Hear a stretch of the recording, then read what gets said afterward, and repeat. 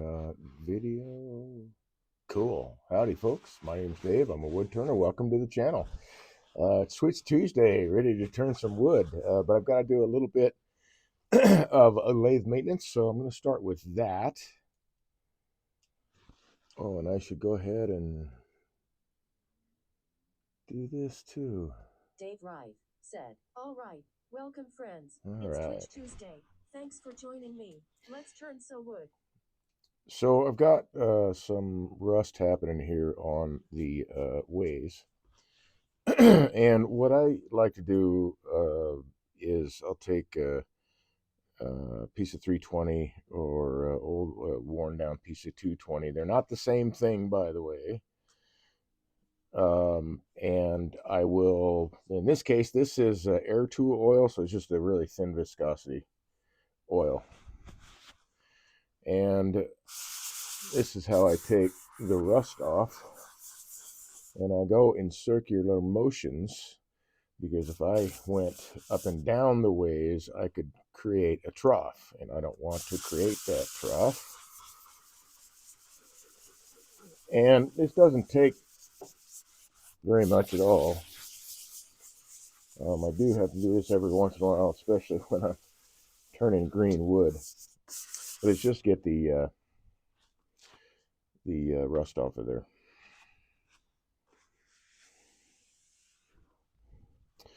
That's what we look like.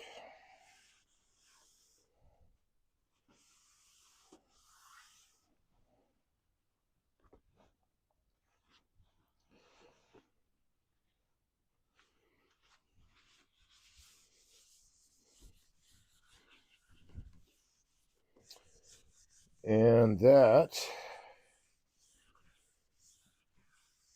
should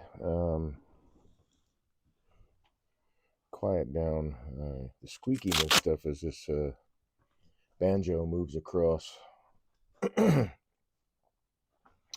ways. So now I need to take this. I'm going to set this on the side of a can I have over here.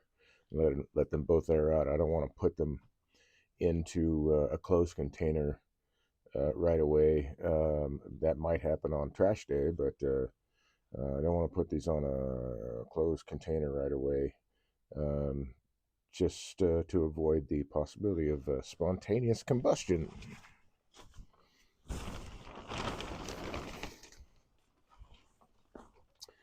So let's see, I'll set it right over here.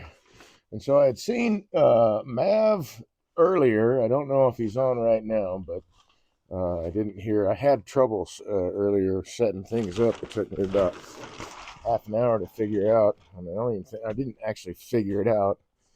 It took me half an hour monkeying around because I could not get speech chat and Twitch to work properly. And I basically wound up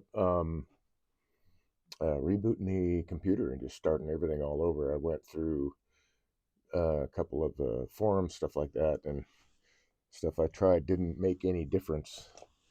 And so my last resort was like, you know what?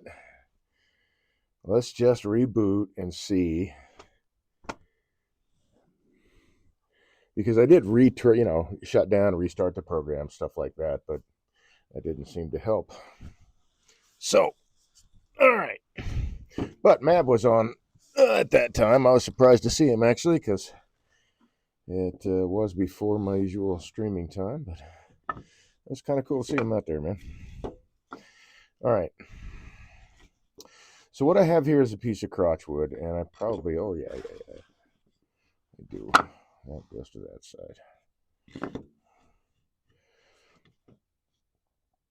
Piece of crotchwood, and I went through. Oh, I'm sorry, the camera's not even down. Come on, you can do it.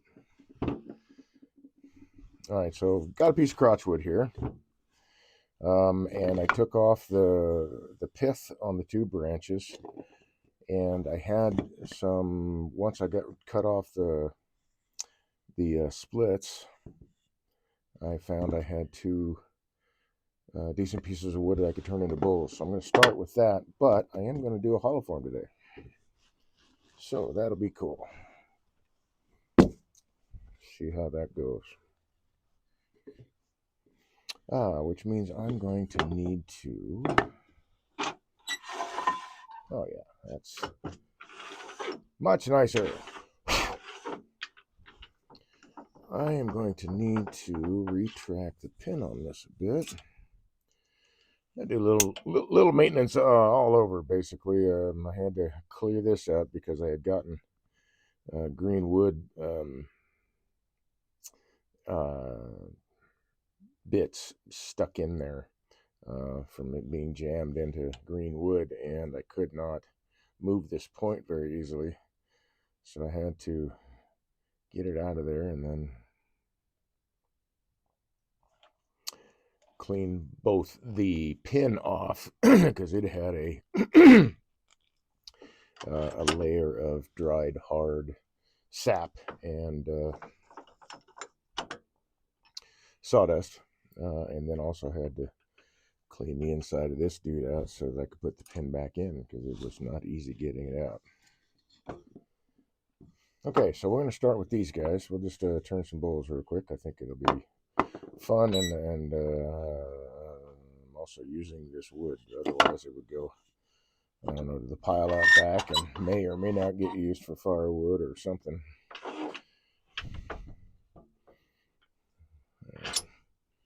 But probably will wind up just drying out and not getting any use out of it.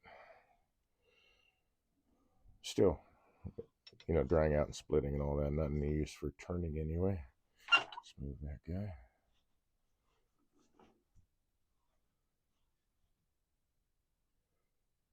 Still a little heavy there.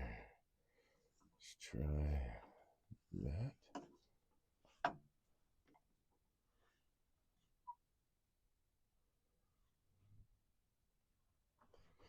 Okay, move this one up just a hair.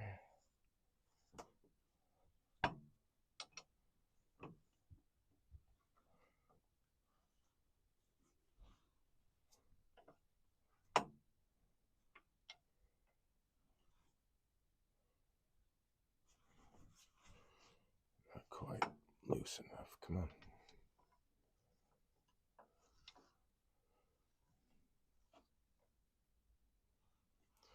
Such a small piece of wood, it's a little more difficult to get it on the balance point.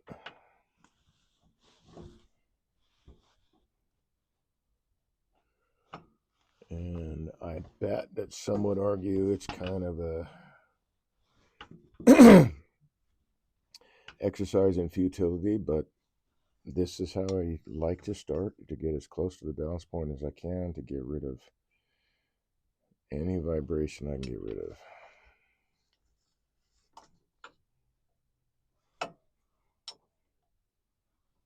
Come on.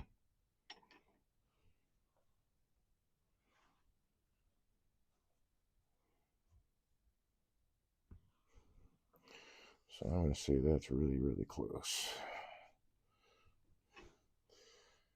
So let's make sure this dude is secure. Even the small pieces need to be secure in the lathe.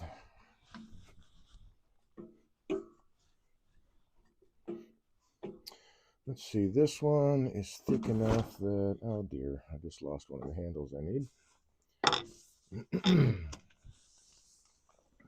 Oh, good, I can reach it from this side. Nice. Okay. Oh, whoops. Need to reattach part of my shower curtain screen here.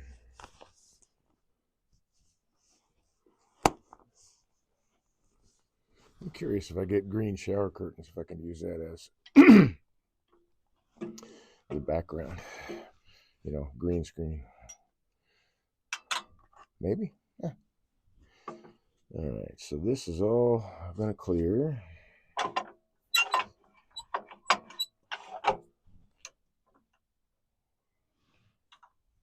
I'll put an angle with this guy. Clear, clear. Oops, not clear there. Now it is.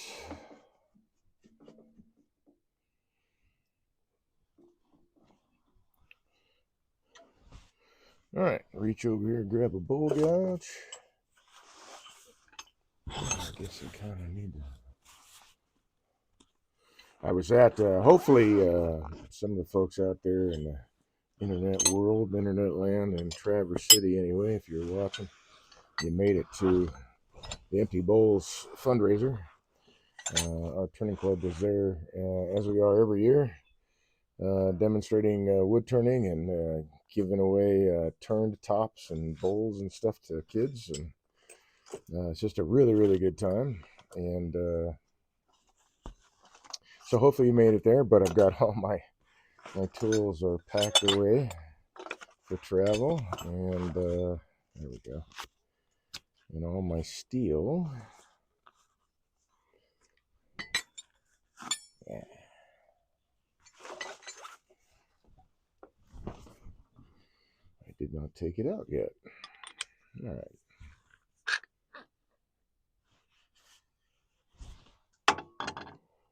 That's all good. That's all good.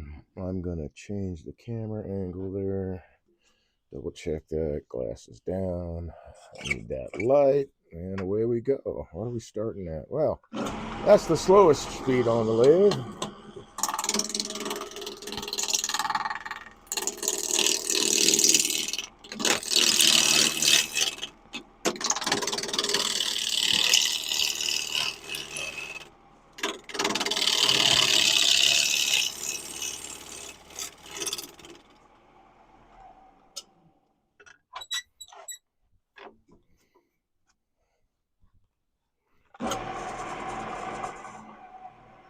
Just turn it up a little bit. Oh boy, that's what I was afraid of.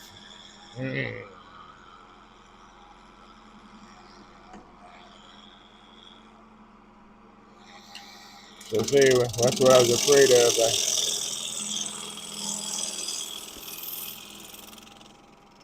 My tailstock is trying to scoot along these waves a little bit. I didn't have it tight enough. That little film of oil made this slick enough that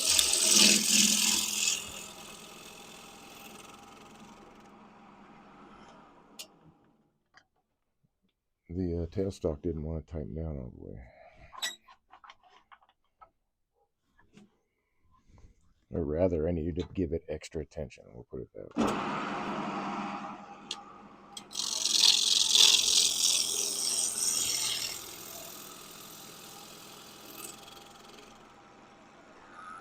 I think that makes that round. Yep.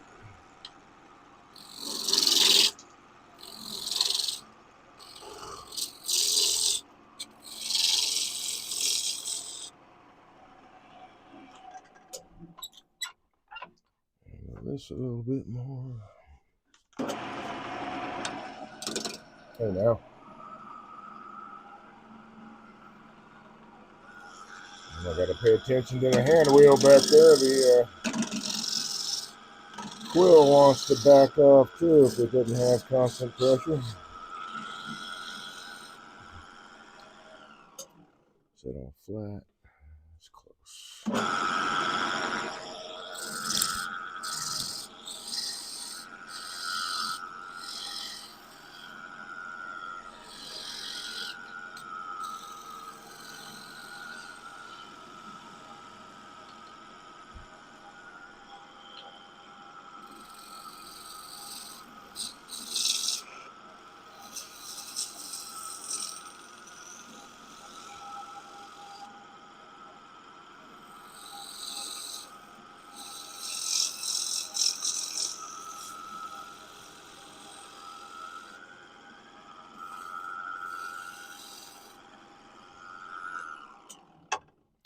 All right, am I leaving any natural edge? A little bit, but that actually will probably disappear, so we will ignore it.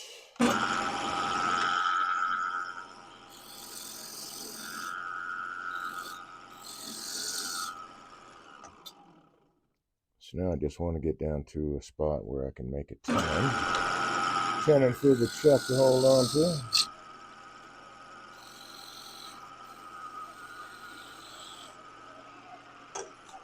And I suppose I should have grabbed my 5/8 spindle gouge while I was at it. And let's go ahead and handle that. Oh, yeah, I need to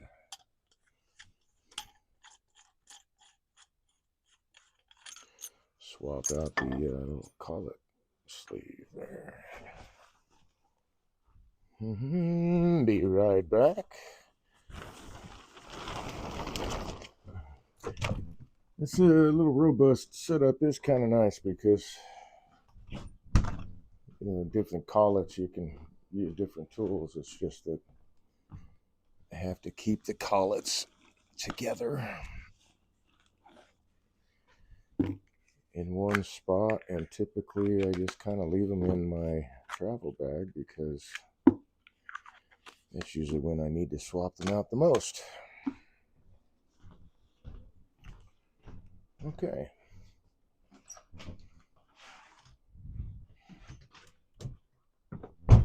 Whoops.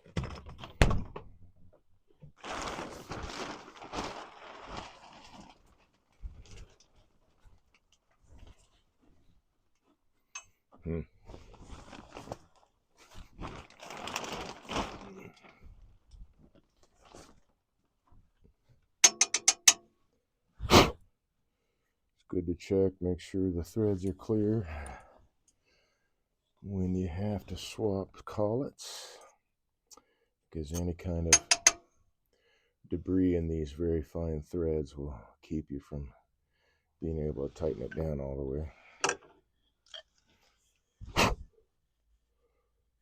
So we're good there.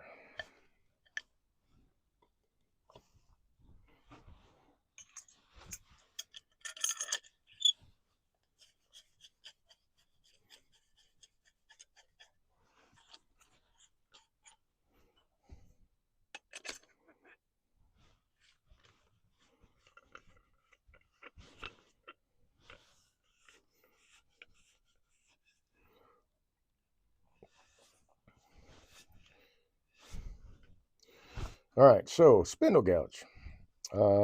Every single tool pretty much can become a multitasker, but every tool needs to be handled a little bit differently based on its geometry and function. With the spindle gouge, definitely definitely different from a bowl gouge in that the flute is wider and the steel underneath is a lot thicker. And it's meant for spindle turning, but it can be used for a lot of other things. And one of the coolest things I learned, Mark Gardner showed me this. Oh gosh, when was that? I know we just talked this last year. When 20, I want to say like 2017, might have been 2018, first time we met. And he was down for doing a demo at our turning club. And he gave 2 days worth of classes that time. And, since I'm not turning, so I was there for both days of the classes after the club meeting and the demo. But he showed me a fantastic way to be able to drive the spindle gouge. So let's go down here. I'm going to walk you through it. That is part of what this channel is about, right? Education. And if you practice this has completely changed the way I was using spindle gouges. So on a spindle gouge, like I want to make, in this case, I want to make a 90-degree surface here. and dovetail this in a little bit, but I want this to be parallel, or rather, sorry, perpendicular to the ways. I want that to be a flat face that sits on the chuck. And with the spindle gouge, it's pretty easy to do. And when I'm working with a spindle gouge, wherever I want the end of my cut to be, or where I want the flute pointing at the end of the cut, that's where I put the tool to begin with. And in this case, I want right about there at the end of my cut. Oh, I'm doing that dovetail. That should still be all right. And then I'll put my thumb on top. And then I will start at some place that, in this right here, is a neutral, comfortable position, just like that. And every time I move, my body wants to naturally go to a neutral position. So I set myself up to be in that neutral position at my end point, which means I have to be in a slightly uncomfortable position to start. But when I'm facing off a piece like this, I want to start high and raise the handle. And so I'm starting the cut on the bottom wing, but very, very close to the tip. And as you can see, my thumb starts here. I have to rotate the tool so that my thumb now is no longer on top. All I have to do now is guide this with my finger. It's just a very light push. Wood turning is mostly finesse. It's not a lot of pressure. And then just lift the handle. And as the handle lifts, so here's my starting position. We'll see right there. As my hand lifts the handle straight up, I'm not turning the handle in any way. My wrist naturally wants to turn over into its neutral position. And looky there, I'm at the end of my cut. So I want to use the body mechanics, muscle memory. I want to train all that. But I want to set myself up in a position that the forces and all the stuff that I'm working with on this rotating piece is almost entirely going down into the tool rest. And if I start high, right here, you see that's the cut, and just raise the handle.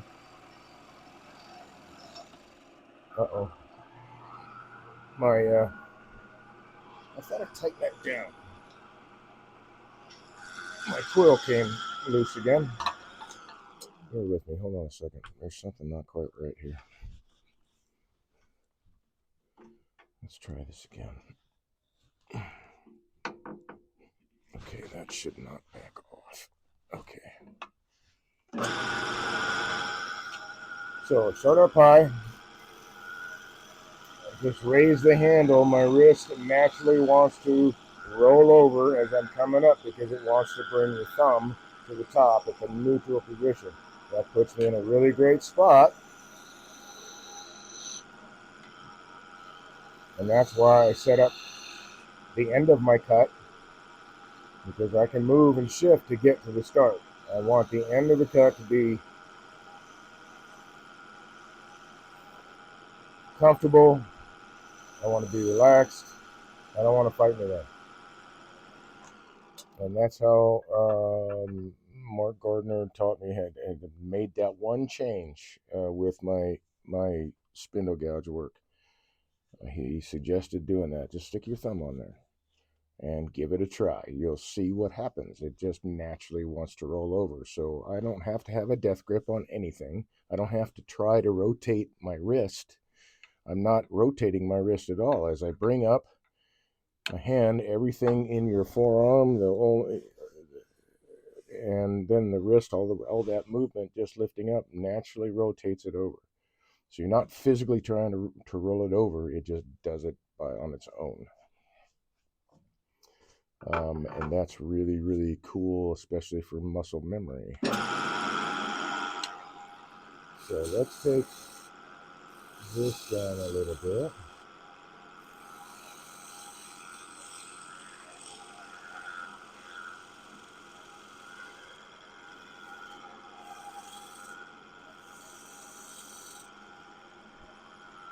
And I do need that light.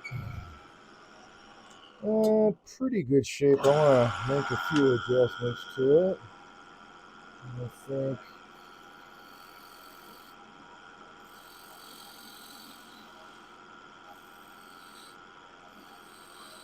I'll bring that foot in a little bit.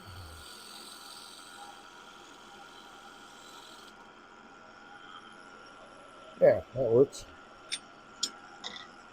A little bit of scraping. Don't need a handle for this. It's a very safe cut to make. I'm working on the lower wing. The flute is almost closed, not all the way. I need to be able to see down in the gap between the upper wing and the rotating material so I can see where it's cutting on this. And then I'm just making a straight. I can see the tool working as I'm going. Helps keep me on track. And this is not, I'm not jamming this into the wood. I'm just taking off the high spots. I just got just enough pressure to keep it in positive contact with the wood, or whatever the material is I happen to be using. And I still think I want to adjust that a little bit.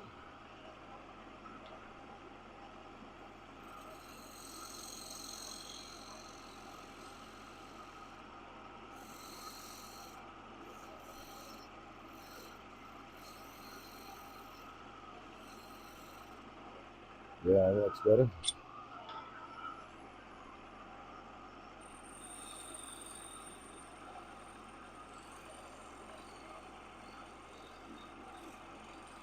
Nice thing about this is still kind of green wood. It's not like super green, but it's not seasoned, so it's cutting pretty nicely. It would anyway if it was. It's maple. It's not like it'd be a hard wood to turn. So let's do a shoe scrape here. Very safe cut to make. Can't get a catch.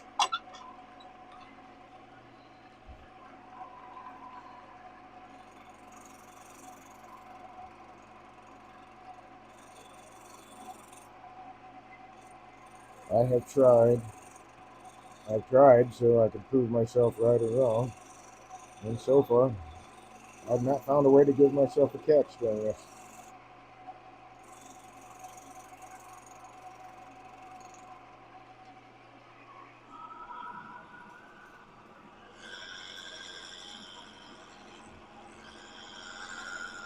I'll figure out what's going on. This isn't tightening down enough to keep the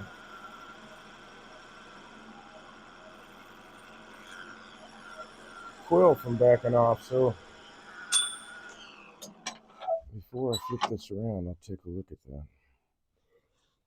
I'm not sure what the deal is. Do I have a flash? Oh, I do have a flashlight. Cool.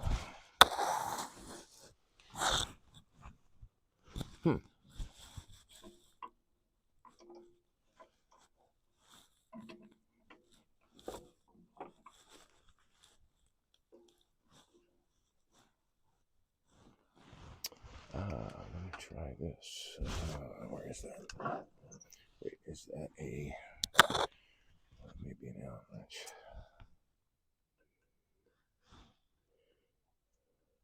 Yes.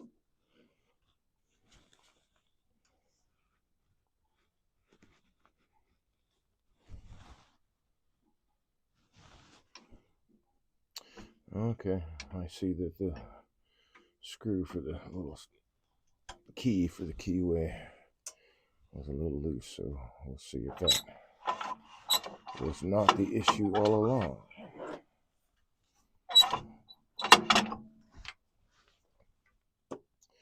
All right, let's see. I need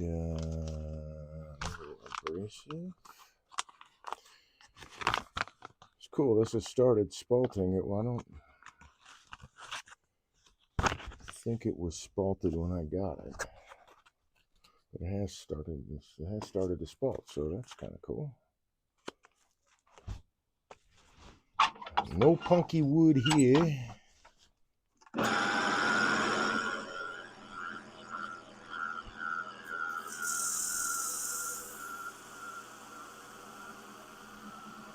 So it's kind of green. It's filling up the abrasive a little bit, but it's not sopping wet green. So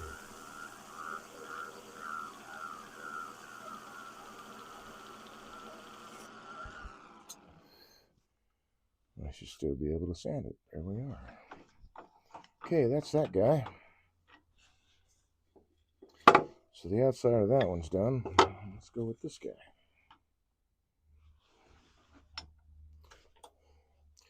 And that means that I can move this closer.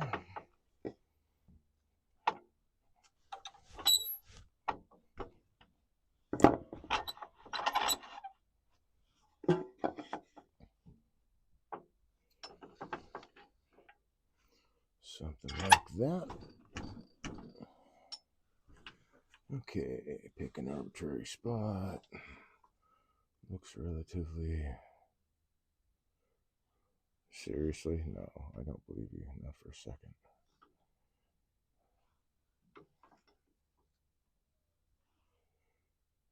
Yep, that's what I thought. So there's no way it was balanced that first time. That's never happened, man. That would be cool, I guess. It's never happened.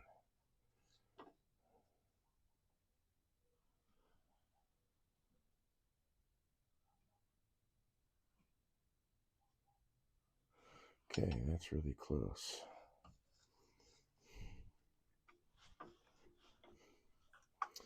So once again, I'll make sure that it is secure in the lathe. And you know, I mean, it's probably doesn't matter a whole lot. This is a small piece of timber, but it's just a habit I like to keep working with. We want to start with this minimal vibration.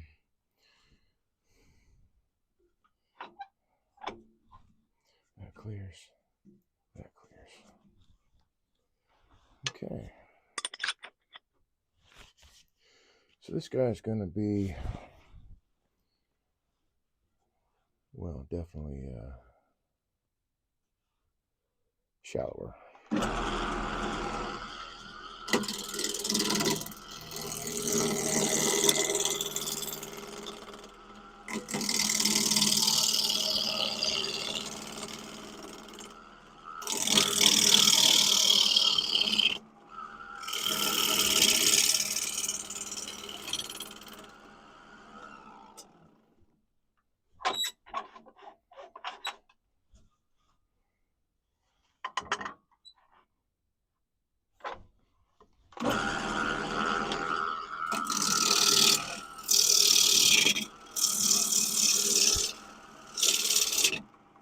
Seriously? Come on now.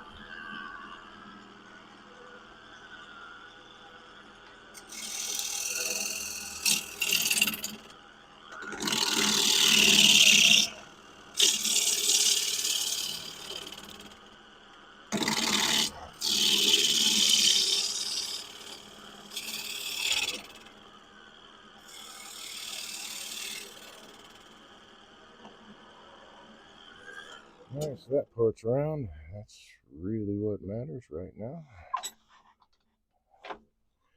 Let's see.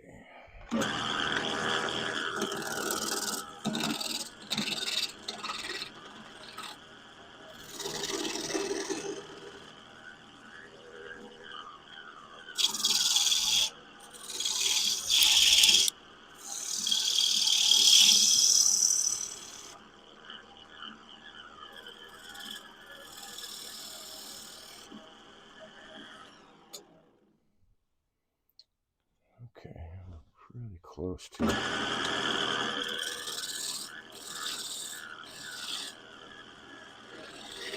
Having enough, a spot where there's enough material to create a tenon.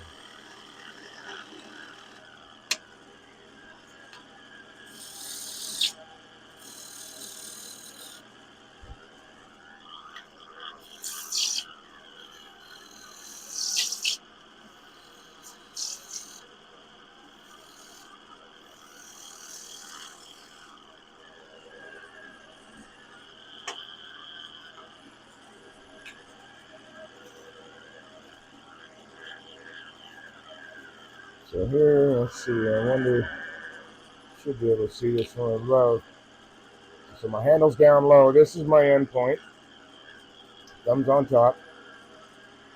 Start the handle down low so I can get to that lower wing, that spot right there to start the cut. And then all I have to do is lift my arm straight up. So if you're watching the video, my arm comes straight up. I'm not intentionally moving my wrist. It's doing it on its own.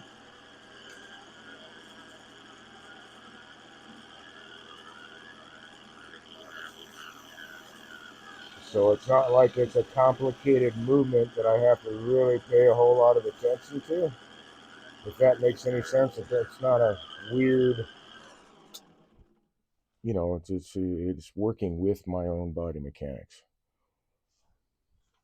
And that's the way I like to teach, to get people to work with their own body mechanics. Everybody's different. Let's see. That actually is a nice shape. I think I'm going to leave it where it's at. And just clean it up a little bit.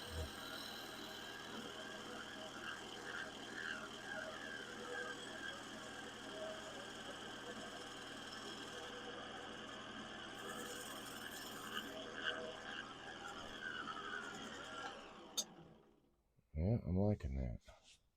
So a little bit of natural edge there, but that's going to be all right. And probably, see here, most of it's going to disappear anyway.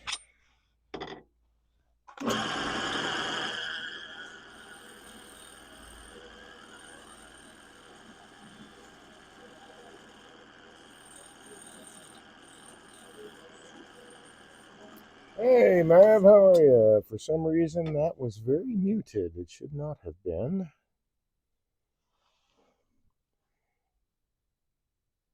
Let's take a look at my sound is not all the way up. There we go. There, that should work. How the heck are you, Mav? I had some troubles earlier, man. I'm trying to get set up and I couldn't get the audio to work. And then I couldn't get the speech chat to work to send audio over to the Twitch chat so that I could actually hear it. Although in the speech chat, the text was showing up when I typed in the chat box. The text would show up in speech chat, but no audio would come back. And I wound up having to just reboot the entire system because that's the only thing I could figure. I tried different forums and chat rooms to try to resolve it, follow the instructions. It didn't do anything. And I'm like, okay. And what I remember as a service tech is reboot the damn thing and see what that does. And that fixed it. So there was a conflict somewhere, and I'm not smart enough to know where that somewhere might be. All right, so the outside of that one's now done. Now we can move on to hauling both the bulls out.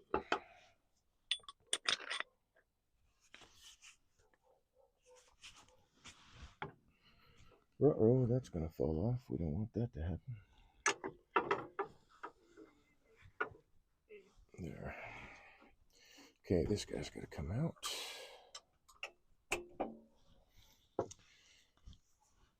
So if you have any, apparently, of the C series chucks from PSI Woodworking, where did I put it? I should have brought it out here. They now have these extended jaws that you can purchase. It comes as a set, small, spigot, like these step jaws. It's not a step though. It's just the center post that goes down. It can hold spindles and small stuff like that. This This is nice. It brings the piece away from the chuck a little bit. I eyeballed them on other chuck systems and was really considering getting one from Vicmark. And I may still do that. It was just less expensive for me to get into a set working on these CSC 3000 Barracuda chucks, which are from PSI, C Series PSI woodworking. Anyway, thought I'd pass that on. It's kind of a cool little thing. They came up with it, or put it in their catalog, and that's nice. They sell their chuck now. They used to. They sold it. It came in a box. Had 3 sets of jaws, some spare Allen screws for the jaws, and the key and the Allen wrench to change things out. All that in a nice plastic case. 140 bucks, which was, for an entry level chuck, is actually not bad. These chucks are okay. The chucks that I have, I bought the first set in 2015, 16. And a few years later, they were maybe $10 higher in price. I think they were $148, so maybe $13 higher in price. But I saw the benefit of having multiples of the same chuck, so I didn't have to change jaws over and over. So got another set. It was slightly modified. They upgraded the material. Not the material. They upgraded the jaws. They made the keyway for jaw number 4 a little bit different. So they made some slight tweaks to it, but made it enough that I can't use the jaws from the new unit on the old unit. It doesn't line up properly, jaw number 4. I can use the other jaws, that's okay, but jaw number 4 does not line up properly. But now they're selling it without that. It's a set of jaws and then the set of these 2 things, couple, and then the key that goes with it, and so I think it's a little bit better choice of jaws now than it was. Now these step jaws have been really, really handy. I like having them, but the other jaws are taller, and it's just that center post, so it makes it a little bit easier for a couple of other things that I like to turn. Okay, let's see. So now we're going to hollow this dude out.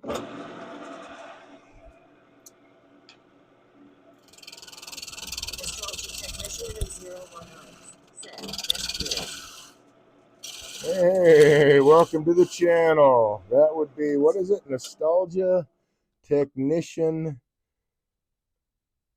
OM01 Ticks. Best viewers. Well, thanks for participating in chat. Appreciate that. Welcome to the channel. My name's Dave. I'm a woodturner.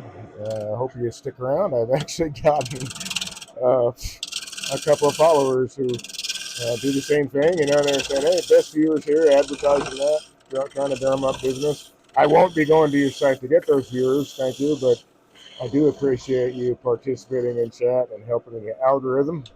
Thank you very much. I want to reach as many viewers as I possibly can. I want to show that wood turning is not something that has to beat the hell out of you. It should be an enjoyable endeavor, and it can be. All right, so we'll just hollow this out real quick.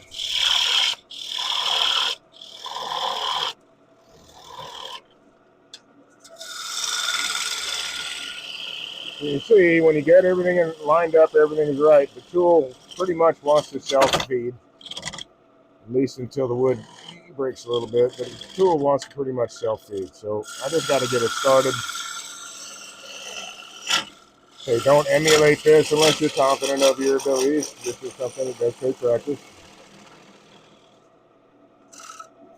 But the tool does want to self-feed.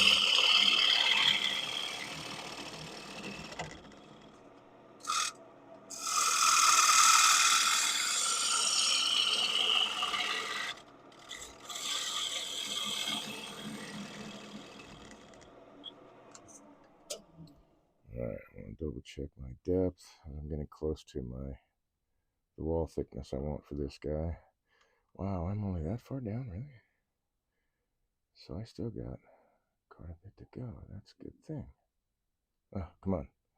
My eyes are not working. Come on, come on, come on, come on, come on. Work, work, work. There we go. So basically right there. All right. Cool. That works.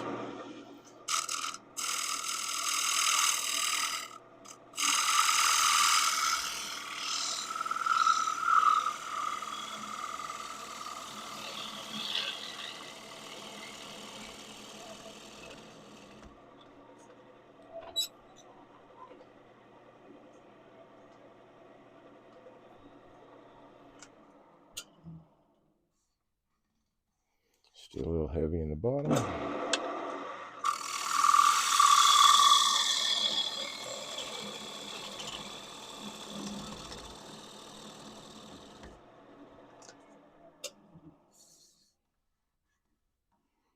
Still a little heavy in the bottom.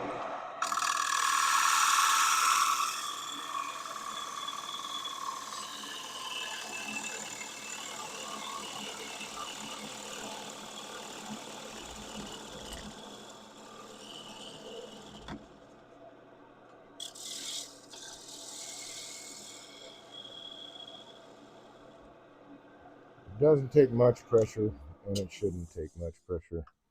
If you're having to force the tool, perhaps consider sharpening. Sharp tools are your friends. My friends, anyway. I am assuming they're friends of everyone.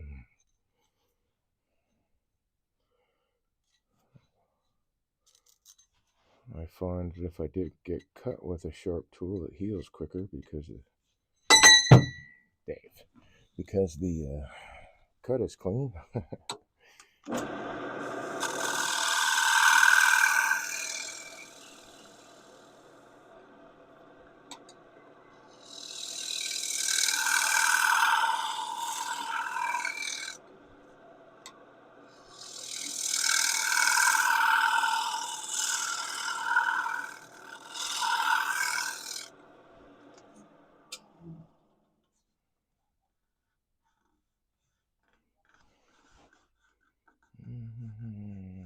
think it's still a little thick.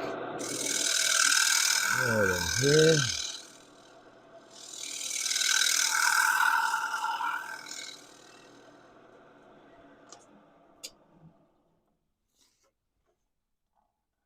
There we go.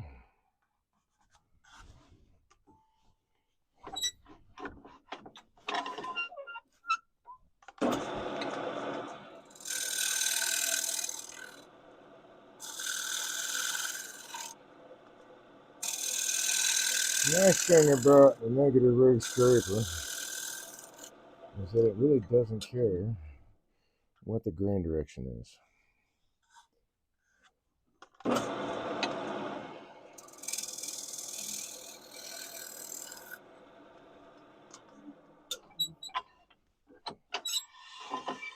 Okay. Where'd I put it? I never put it over here. Here it is.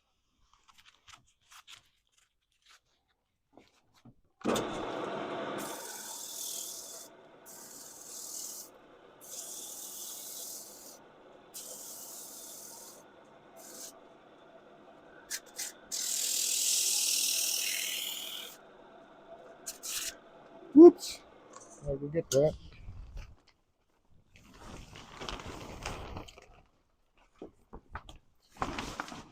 Yeah, no, perhaps it would make a little more sense.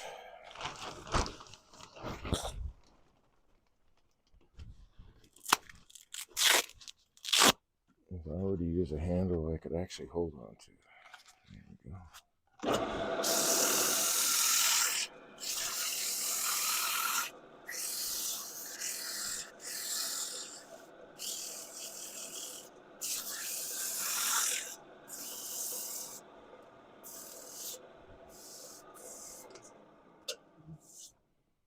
There we go. All right, so that one's turned. Do with the key. There it is.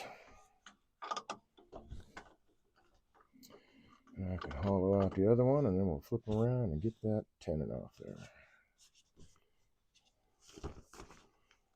Did I not set it? Oh, that's right. I set it down here.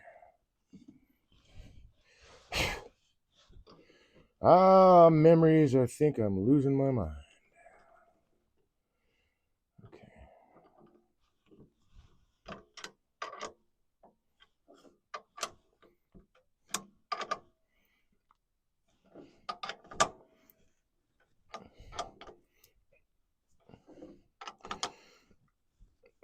Take my time and make sure this is secure, because green wood compresses much more than seasoned wood will.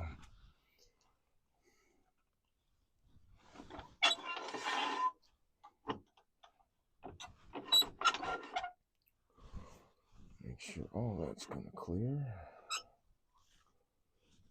Okay.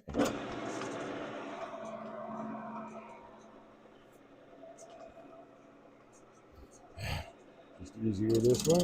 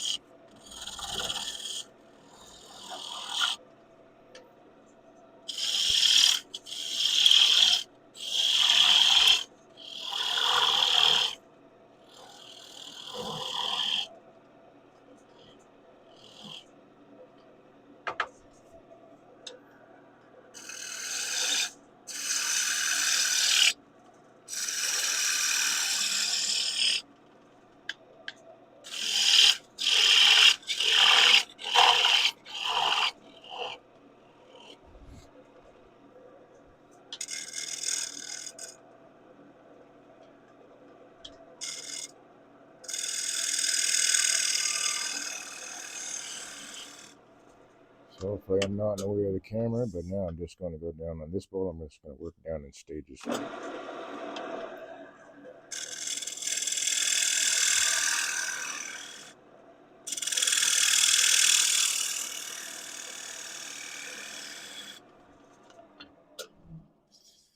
Get a thinner bowl.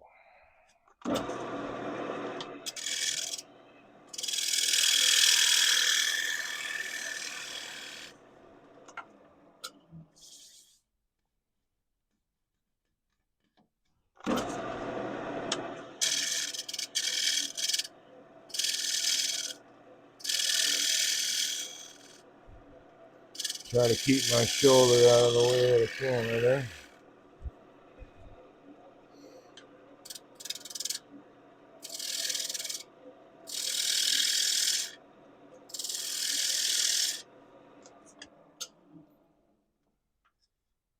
Alright, that's a good surface.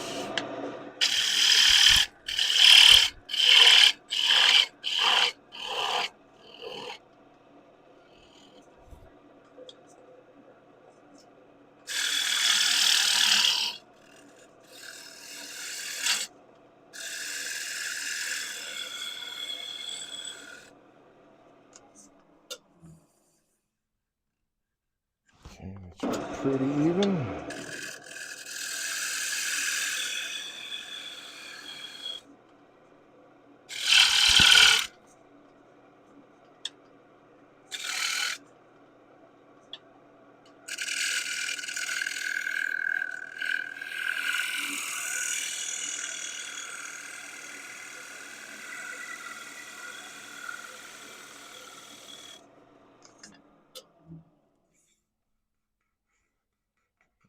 pretty even.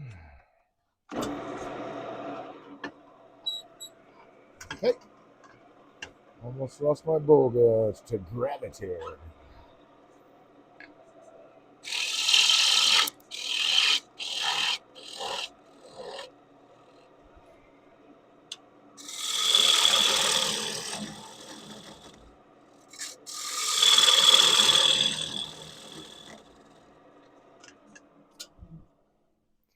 Check my depth.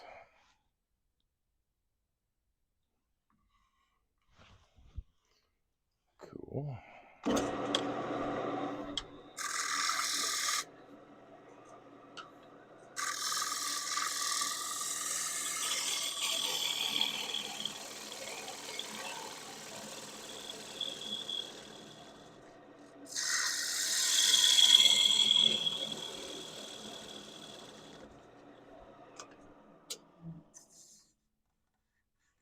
Ooh, still a little thick in the bottom.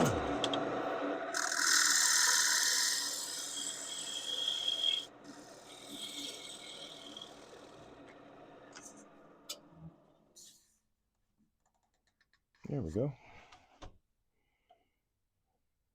So let's clean this one up. It's actually pretty darn clean.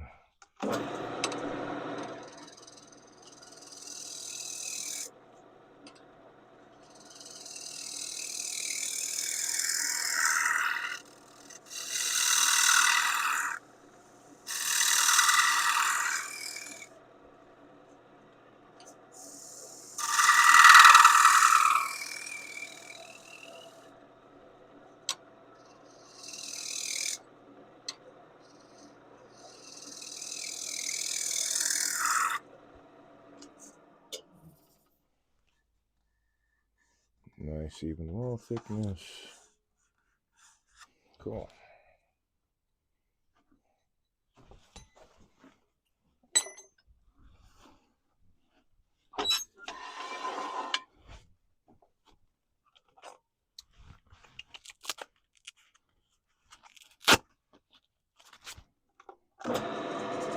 Huh. I turned my lathe down, but I was already turning at the slowest speed.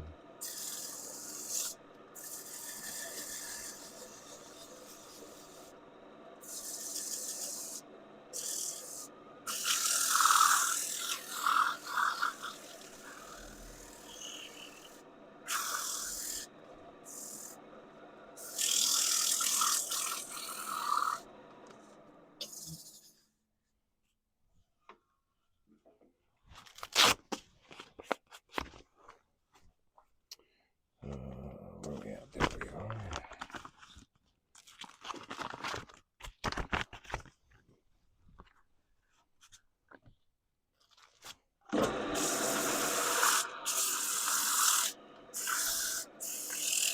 And hopefully here soon, fitting on a couple of turning jobs.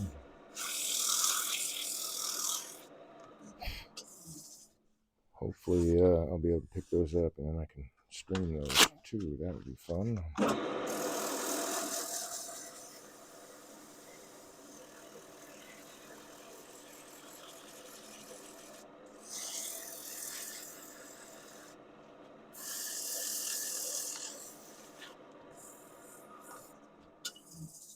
That's better. Key.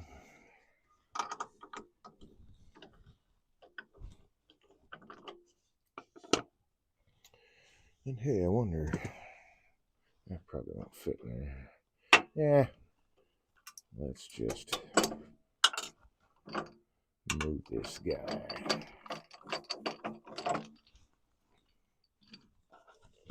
Which means I don't need the key for that now, but I will need that guy. And a piece of leather.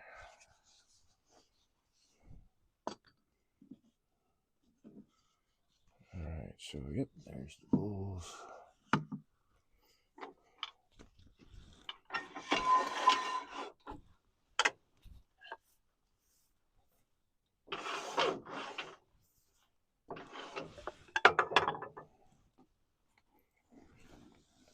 thought I had a hold of the leather and I was actually holding on to shavings.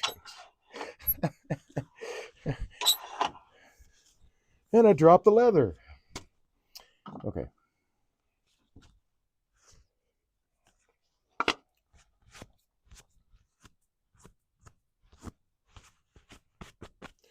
So I'm just using the leather as a friction drive.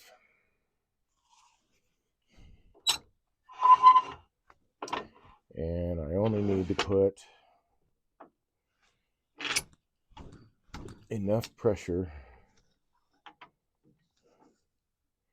against this to keep me from spinning it freely on the leather. So I can spin it there. I don't want to be able to spin it. I'll spin it there. So it's just little micro movements, although I'm running true. How about that? Just going to say I'm probably not running true right now, but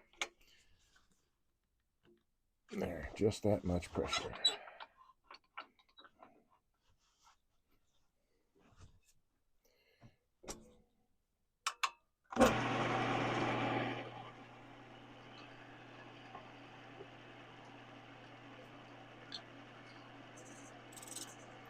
Oops, that's right. Drop the tool rest, Dave.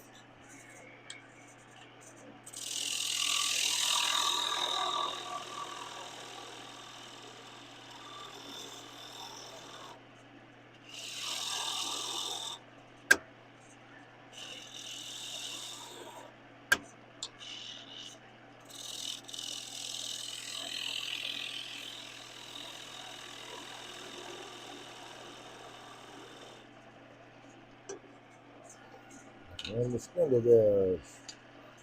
And throw all my cup to end, thumbs on top. Start high, handle low, and just lift straight up.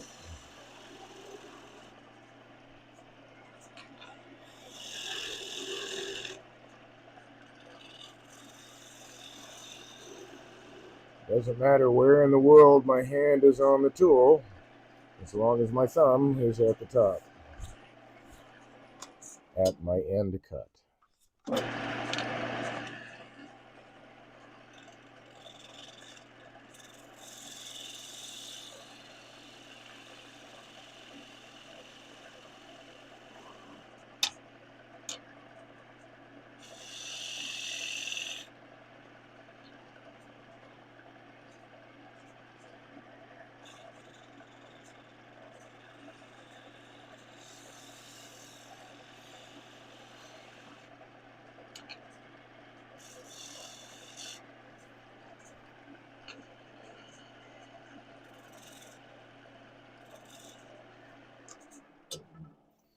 Sharp edge off of there. Let's do this really quick. Alright, groovy.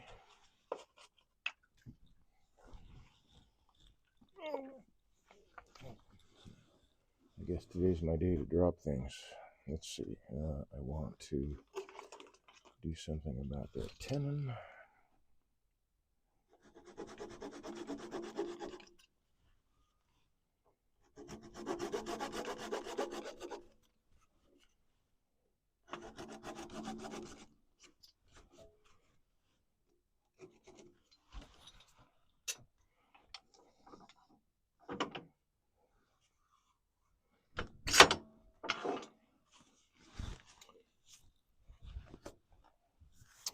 And I just found out today that my compressor is still not working. So I'll be doing all of my sanding by hand or under the power of the lathe. But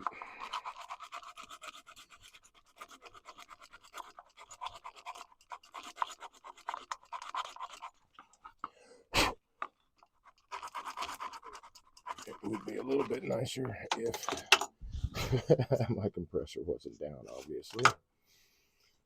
Okay, let's put this over here.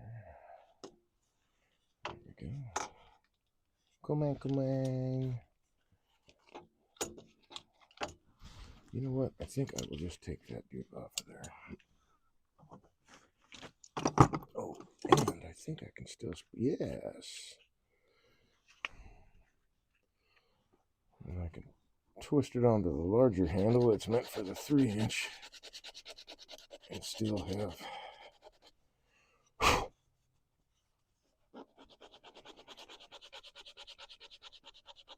a good handhold.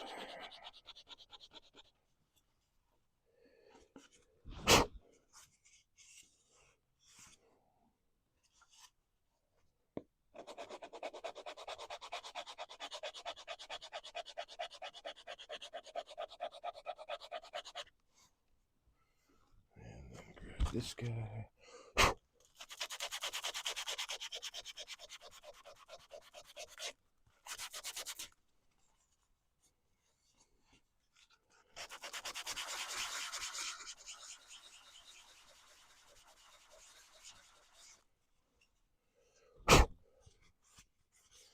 Alright, that's one.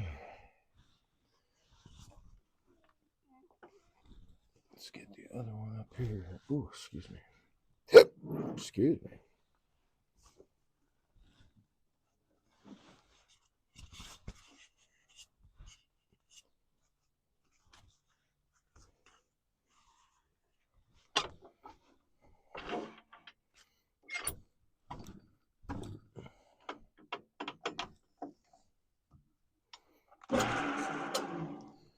Not quite centered.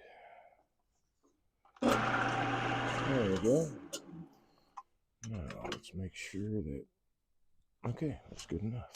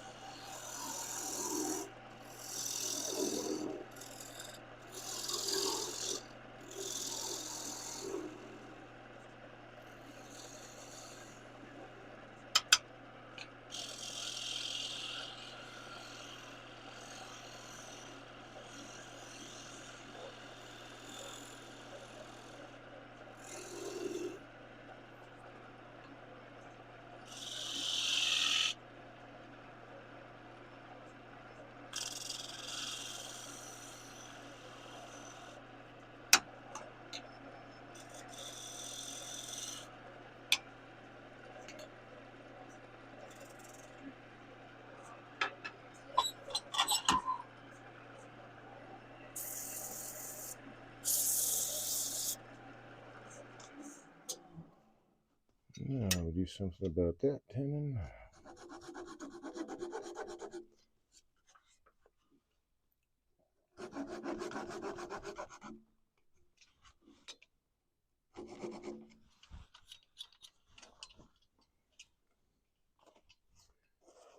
Move that over there.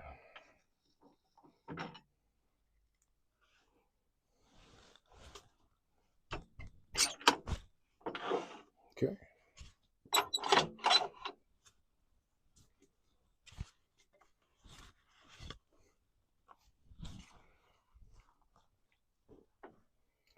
Bring back the death towel.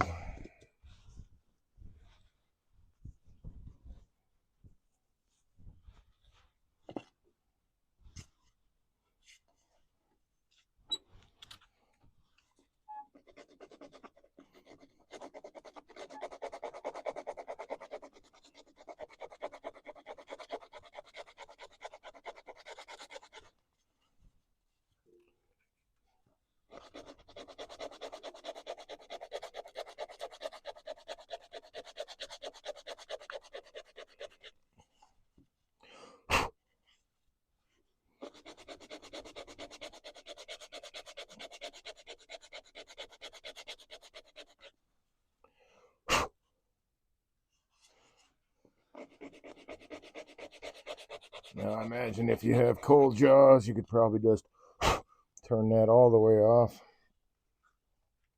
I don't have a set of those, but this doesn't take a whole lot of time either.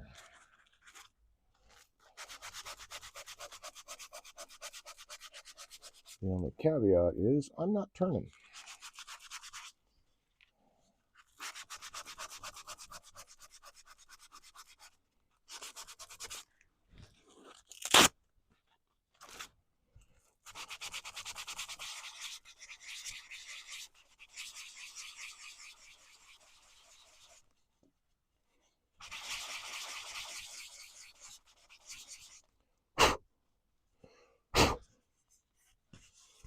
There we are. Look at that. They sort of nest together. So I'm going to set these inside to dry. I'll be right back.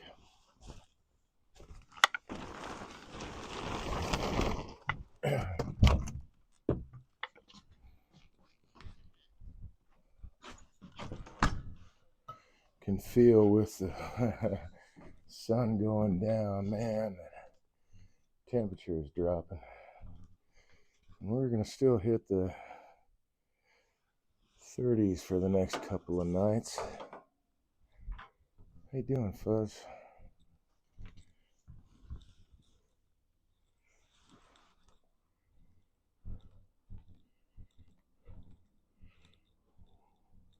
Where'd you wind up? I have a new friend. His name is Mitten. I am a new foster for, I am new to fostering cats. And got a new little buddy today. He's very skittish with the new digs. Okay.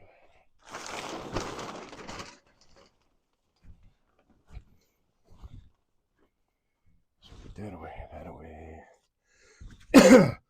Ooh. Look at that. Stuff on my computer. How are we doing on time? Oh, wow. Well, that's what happens when you start early. Okay. Put that away. Move the death towel over to there. I need to remove this.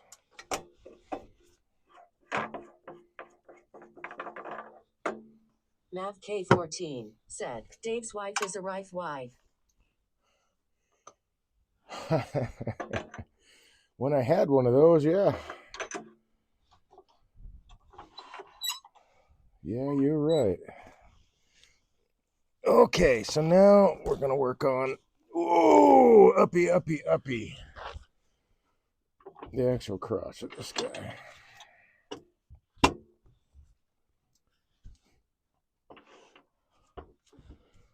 Back that off a bit. That looks about right.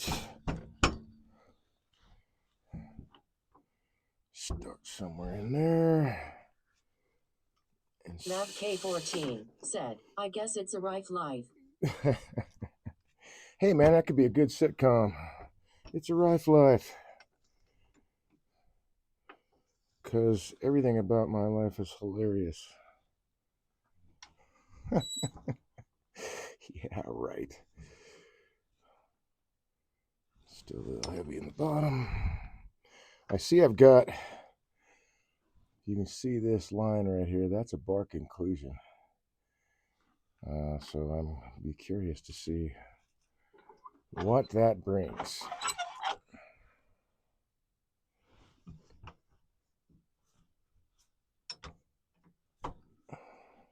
Mav K14 said, holy firewood.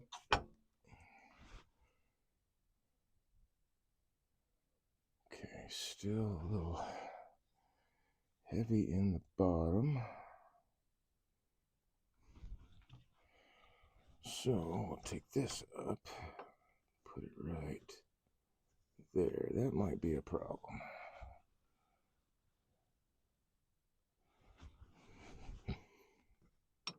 That was too far.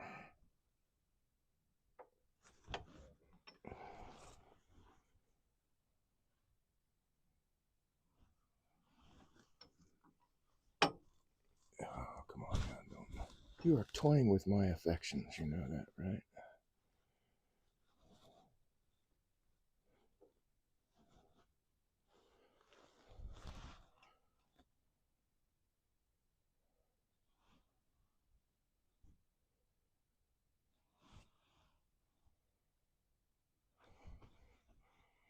Okay, so just a wee bit here.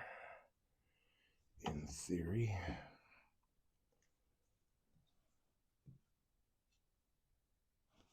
That might have been too much. Come on.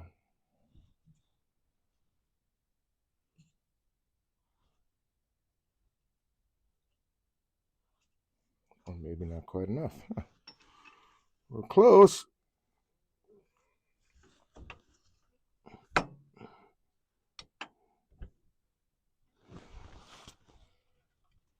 Come on. There we go.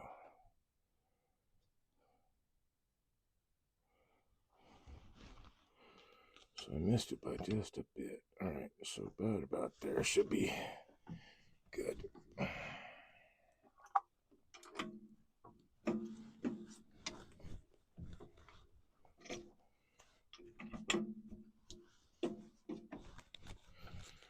As soon as I get this guy set up, I'm going to have to step inside for a couple of minutes, double check on something. So the mic will go quiet for about 3 minutes, maybe 5.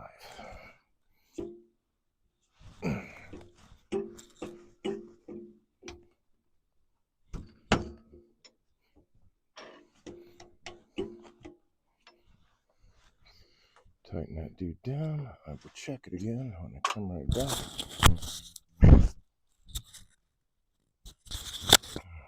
All right, we'll be back shortly.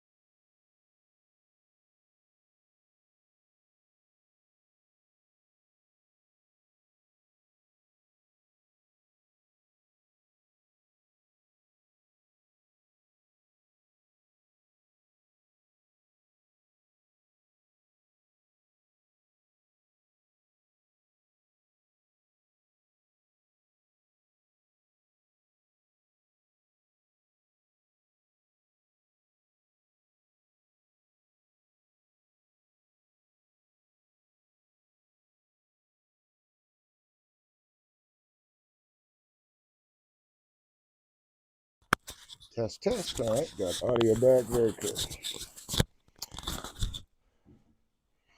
All right, so that will not clear until I get it round. Let me see, where's that? There it is. Get the longer tool rest here.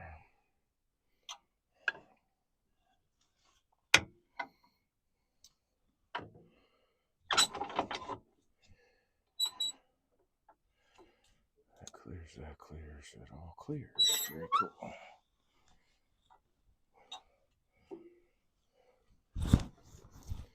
Alright, gotta move tool down, and here we go. So very little vibration, that's always a plus.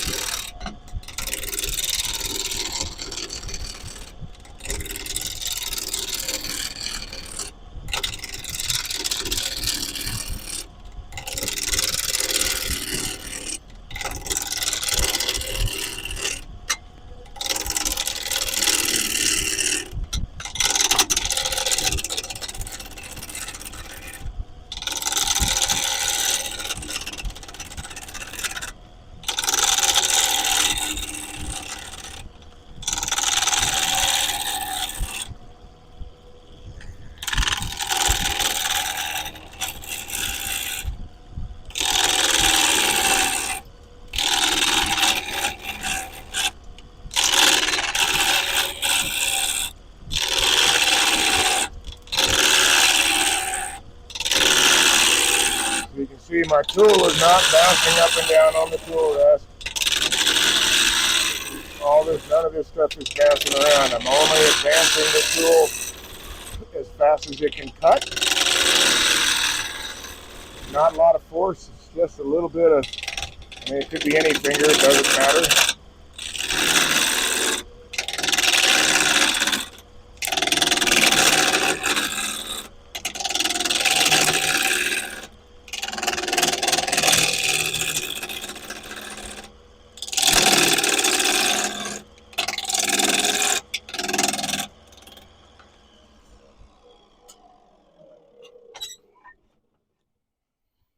Now that one a little clear. Hooray!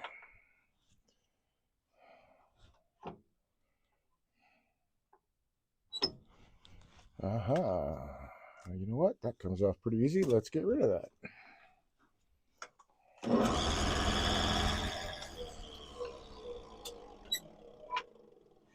I think what I want to do first.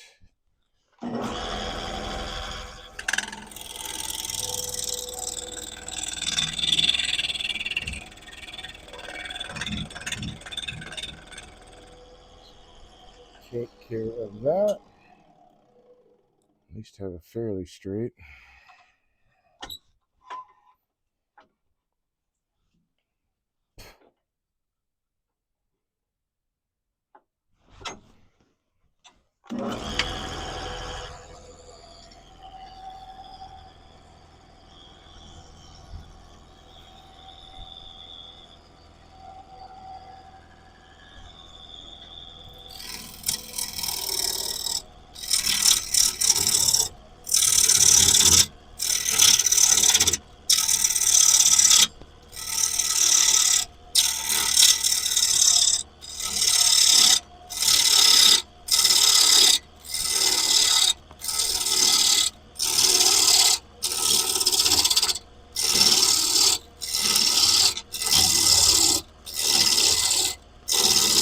So as I move down, I'm shifting my whole body. I'm not leaning over to get the cut.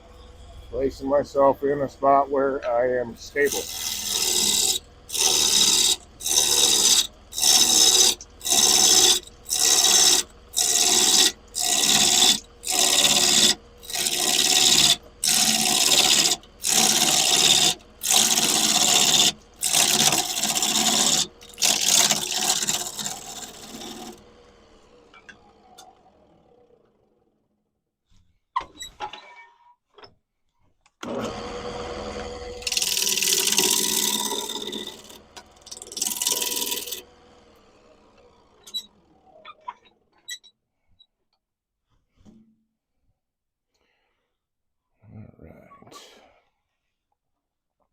Yeah, there's some nice spalting going on in there. Very cool.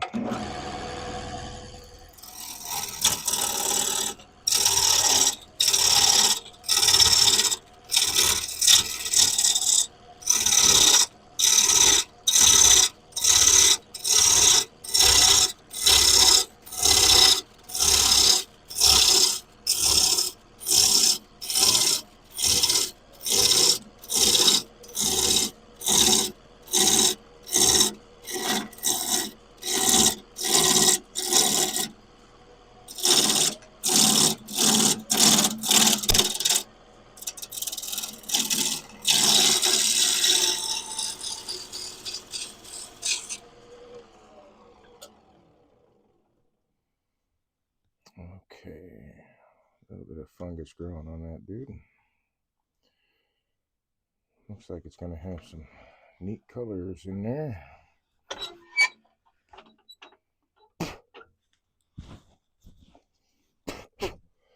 All right, let's see how this balances out. I got that, and then I got that. If I shifted everything this way, I could have that more even. Does it matter? I don't know. Let's take another cut and see.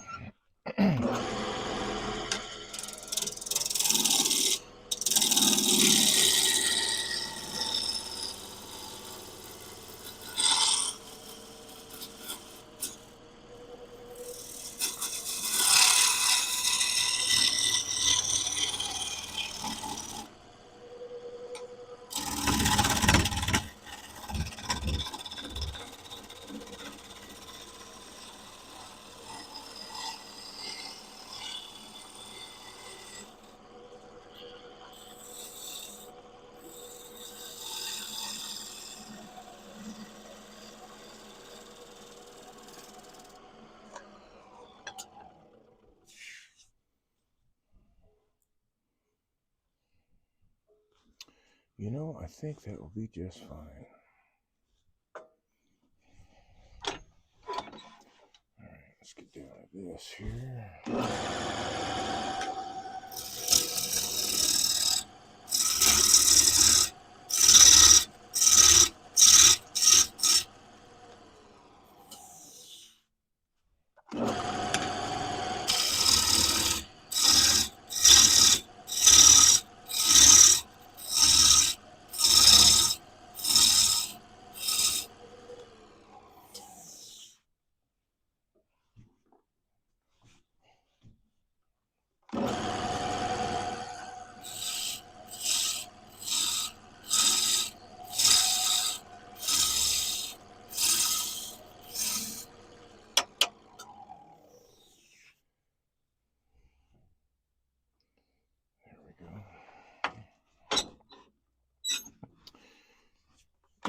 Time to change tool steel.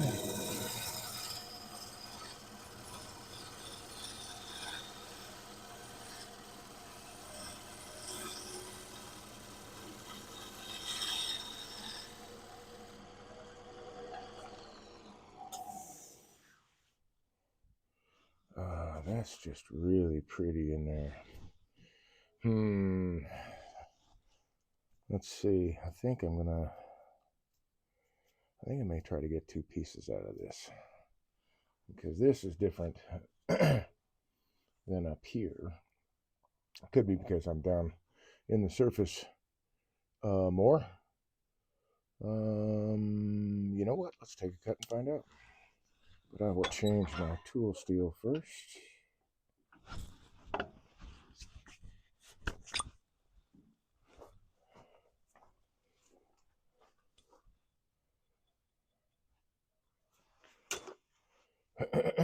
Let's see. Where you at? There you are.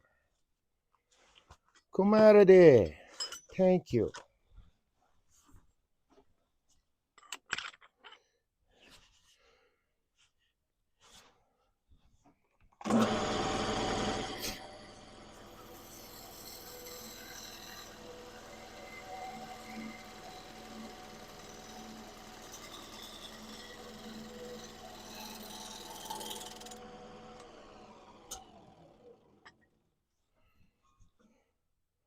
Okay, so it's starting to expose some of that. Okay, I still think, though, I might get two pieces out of this.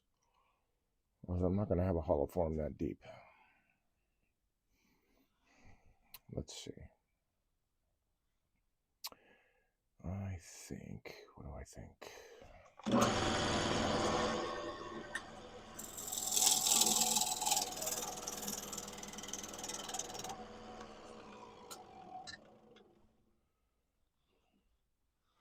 I think I got some splits there I need to get rid of. That's what I think.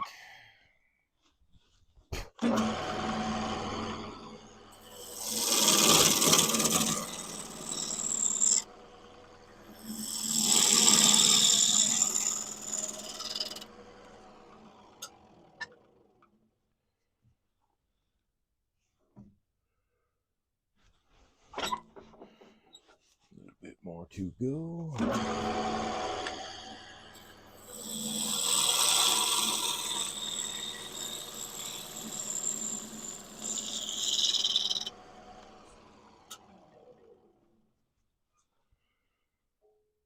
Alright, that's pretty clean.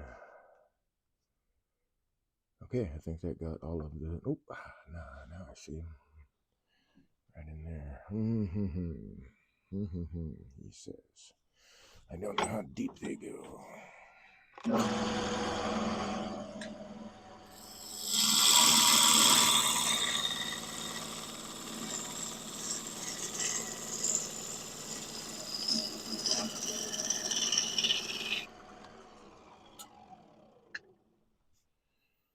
So I saw him in the light play over there, from over there, so I'm looking on this side now.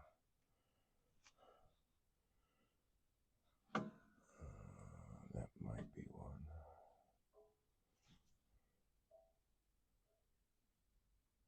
That might have got him. Alright, so I'll look down here. This way.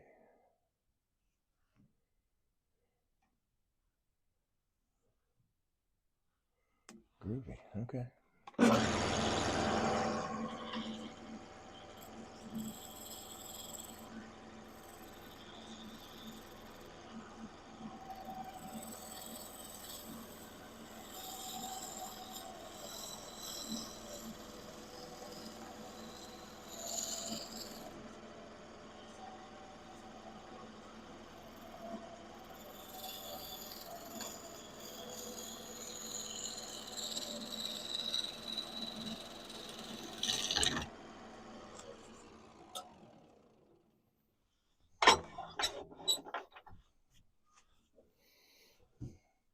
Just got a bit there and a bit there.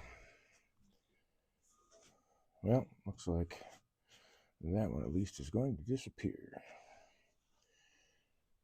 Okay, let's see. I want to go this way.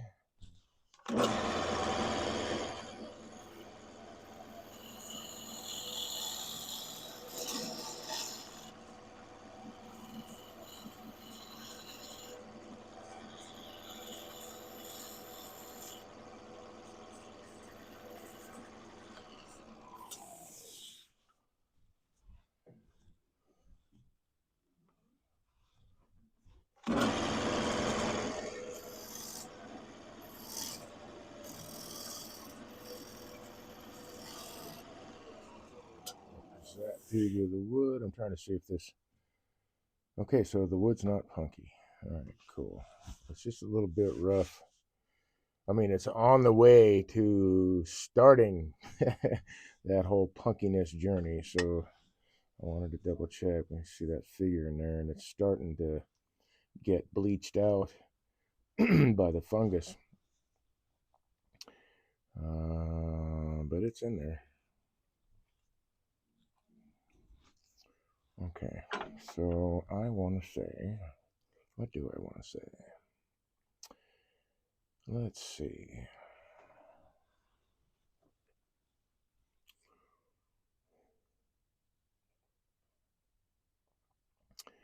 If I were to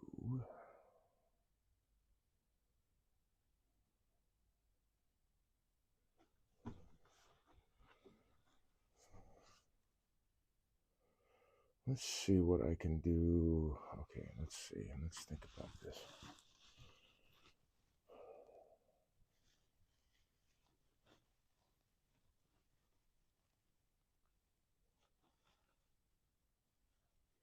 That could be fun.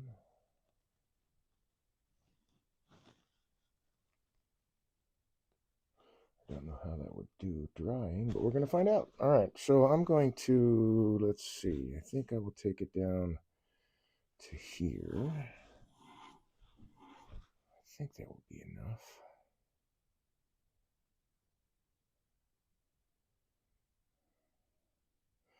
And that will still, wait, how long is this guy? That's 6, 10 inches. Double check, 6, 10. So I could spin it right now. Okay. So I want to turn legs into it. Let's see where the... Let's shift that up. Where does that put the other guy? 1, 2, 3, 4, 5, and 6. Almost. Okay. So I want to take this guy and go 1. No. I want to have it. Okay, let's mark this. That would be my start line.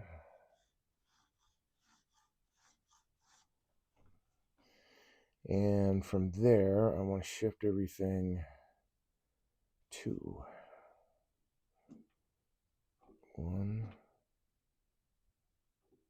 2. So that'll be that center line.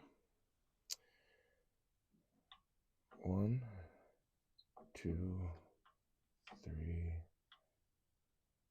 4. Oh, no, this is not going to be symmetrical anymore.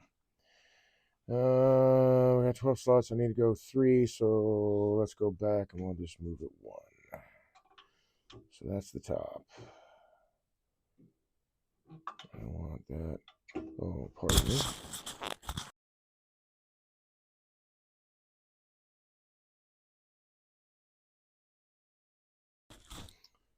Had a sneeze come on. Okay, so that is my start line. So I'll move 1 there. Now from there, I'll go back to this and move 1 there. How's that going to look? Not quite in the center, is it? All right. So let's take this down 1.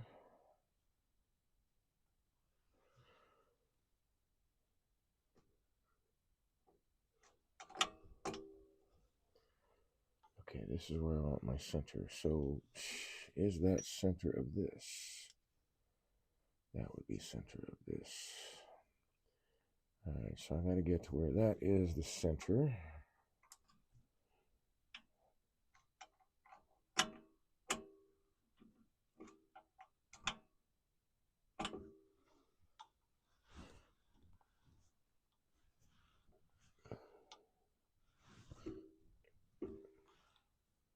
There we are. Okay. Now if I go 1 this way, give me that line. I'll put an arrow on it. Now I'll shift 1 back to center, go 1 the other way, and that should frame that up really nicely. Yeah, that worked. Okay, so now from here, I need to go 6. 1,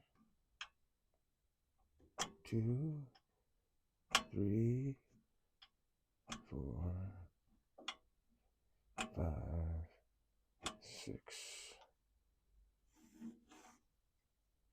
Put an arrow on that guy. Count again. 1, 2, 3, 4, 5, 6, and I'm on my starting line. Okay, cool. So now I go to this guy. That will be my starting line. I'll go 6 the other direction. 1, 2, 3, 4, 5, 6. And that will be that line. Okay, now I'm going to take it off there. So let's say that 3, yeah, we'll go full 6 inches. That works. All right, then from there, I'll go here.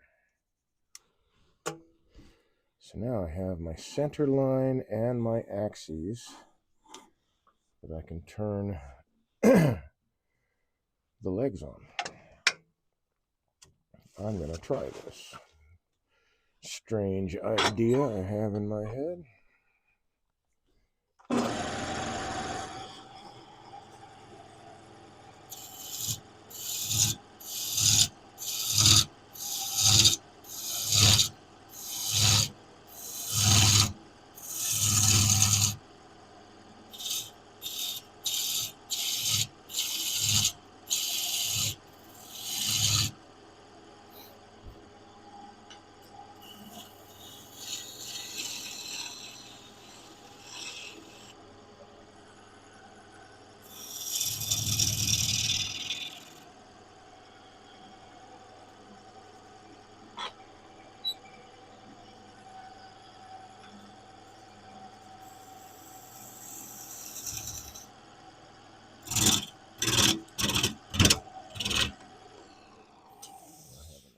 In there, yes.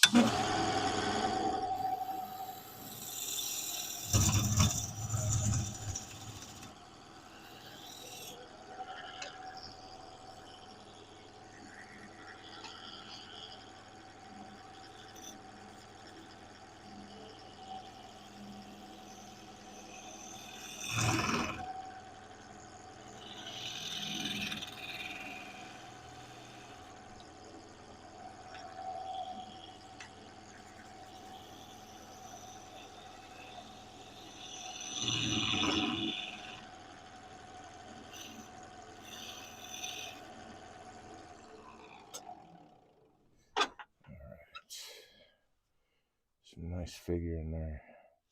I think I will take it all the way down. Yeah.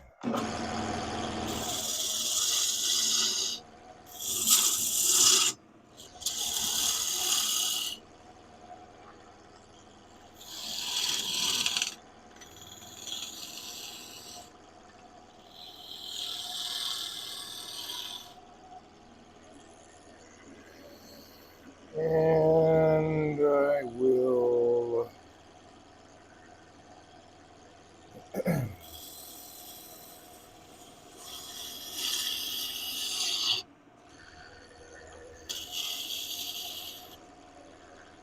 take that down and then this little bit down with it.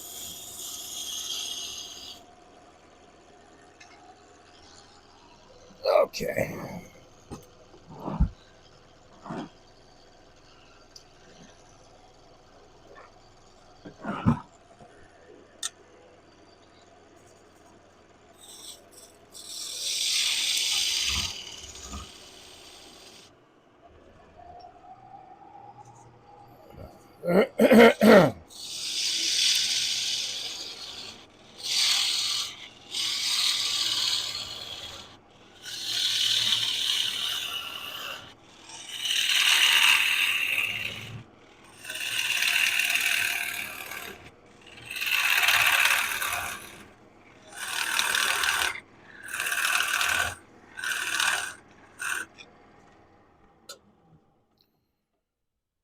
And then, oh yes, I need to take that down. So let's do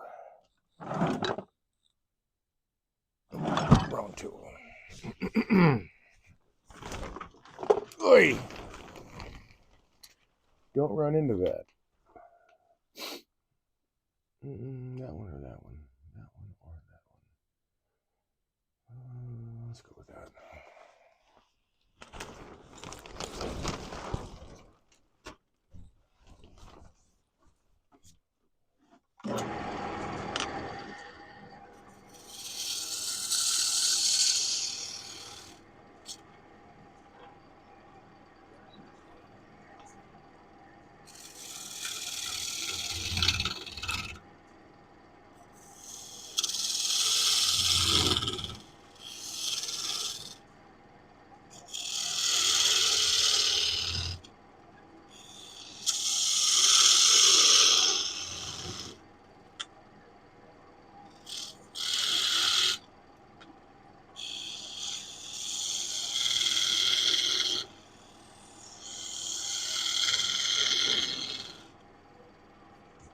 shoulder there.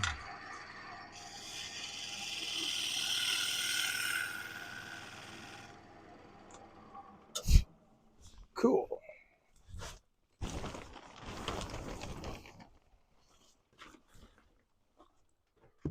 So that was just a 1/2 inch skew. Let's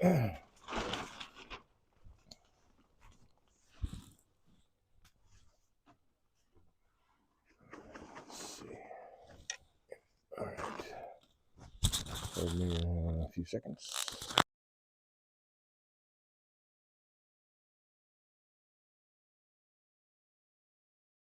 Okay.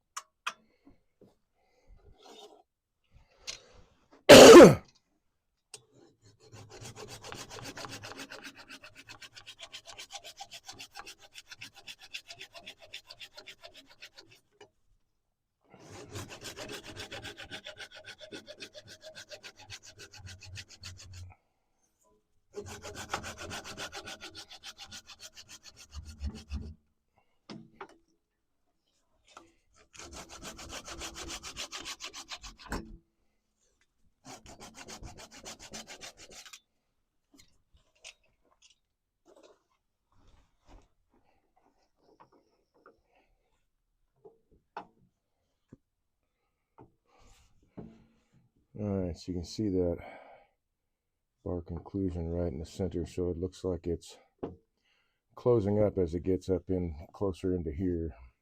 Although that may not be accurate either, because I've got this bark inclusion too, so it's probably all the same. It just closed up a little bit here. Which means what? No, I'll still hollow it from the other side. Okay. Set that guy aside for a minute.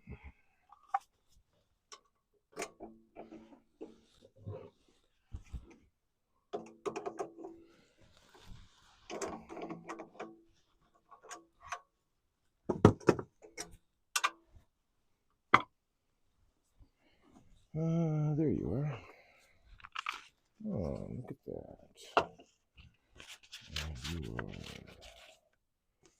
pretty much used up. All right.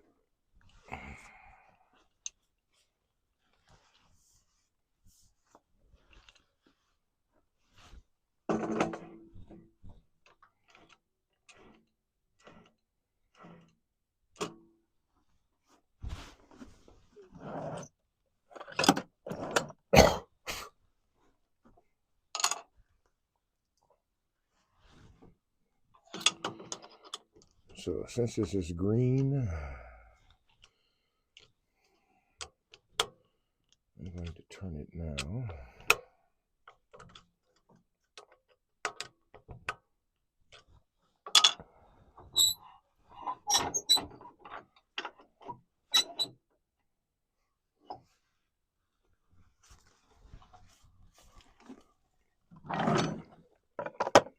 Don't think I need that anymore. Okay.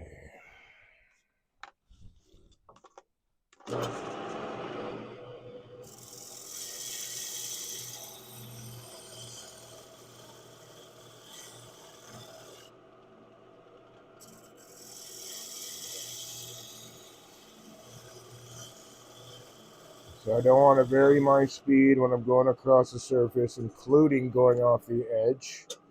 I don't want to speed up. You can get tear out that way. Pretty bad tear out. Even going off the edge on a really, really good cut, you might find little bitty tiny little breakouts. But if I was to vary the speed and rush right off there, I'd have all kinds of chunks taken out of there. Let's see, should this be a box or should this be? I think this will be a box. Oh, yes. Oh, yes, I do.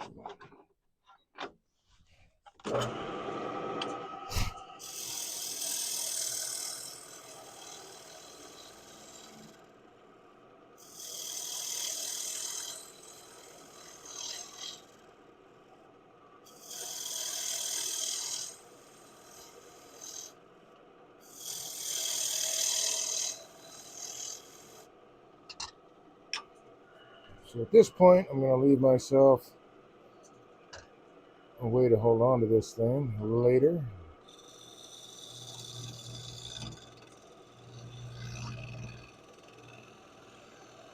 Because it is going to dry and warp. So this is going to be a twice turned box.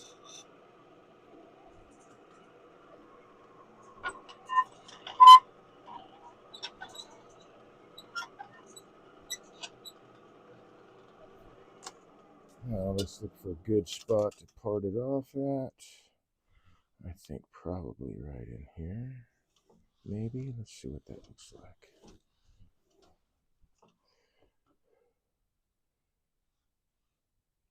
No. No, that should be okay. I think I will take it up to here. That's still mighty thick of a lid, though. How about if I go to here? What will I find?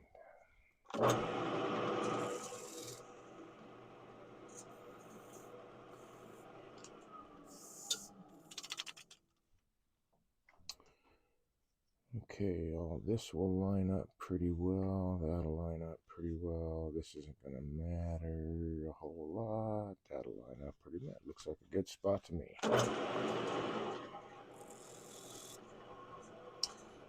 Do I have to go that thick? Yeah, I gotta go that thick. So for this particular box, I'm going to use what I suppose is called an onion ring. I think it's a better name than what I was giving it when I had the idea in my own head. I mean, I'm not the originator of this. I stumbled onto it independently, and I'm sure that there are scores of turners who have stumbled onto this independently.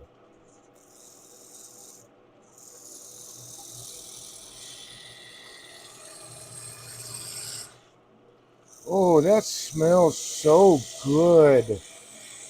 Oh man, I really do like the smell of maple.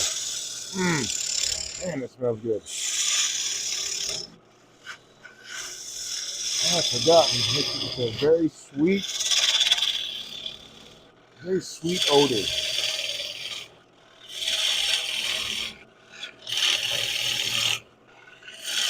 Sometimes get it from cherry too, but most of the time it's maple.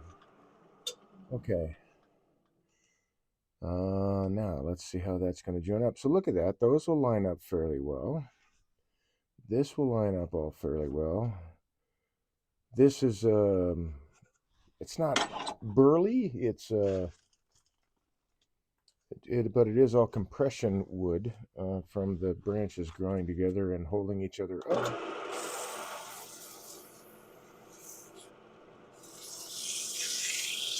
So it's going to be fairly well figured.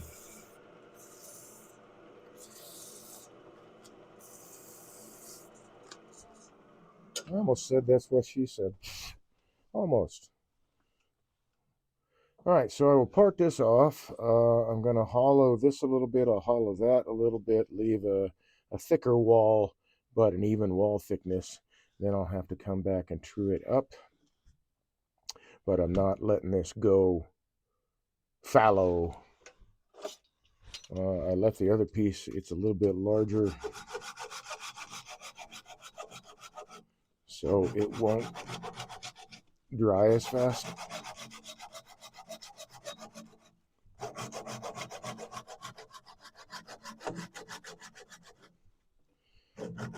But this will, and I want to get to it before. Yeah, that's a lot of bark inclusion in there.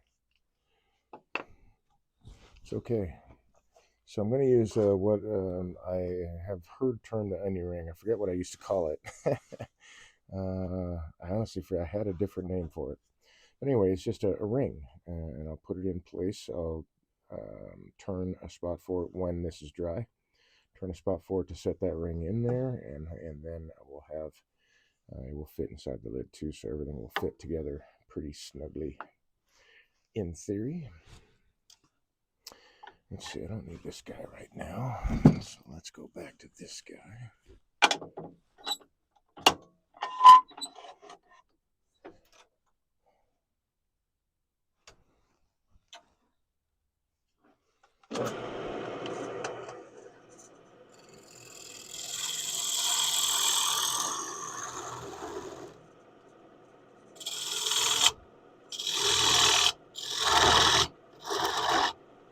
Ooh, doggy. It's always interesting how the bark will just come right off. You can definitely hear the difference when I'm turning, if I'm going through, good solid wood or not.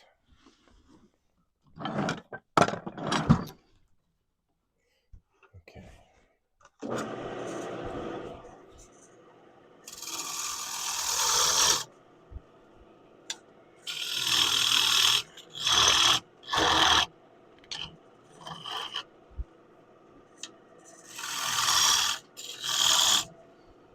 Dude, I'm sorry. You gotta move some more because you are in the way.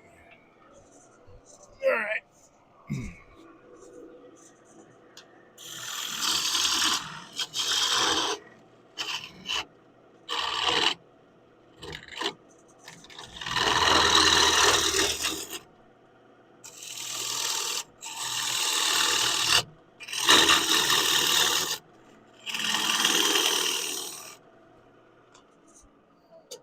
What's my depth? It's not enough.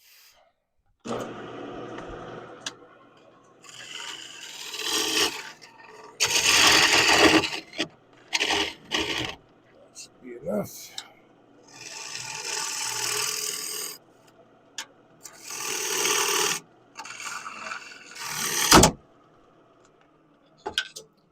Well, that's what you would call a catch on the inside.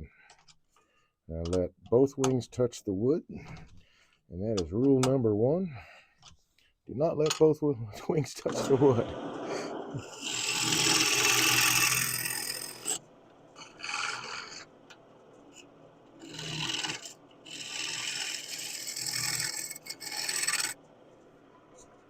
And then I will take, where is it?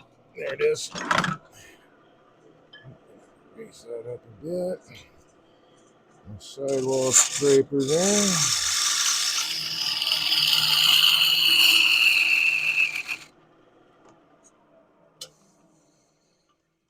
And now that is that deep, still not deep enough. Okay. Let's go with this guy then.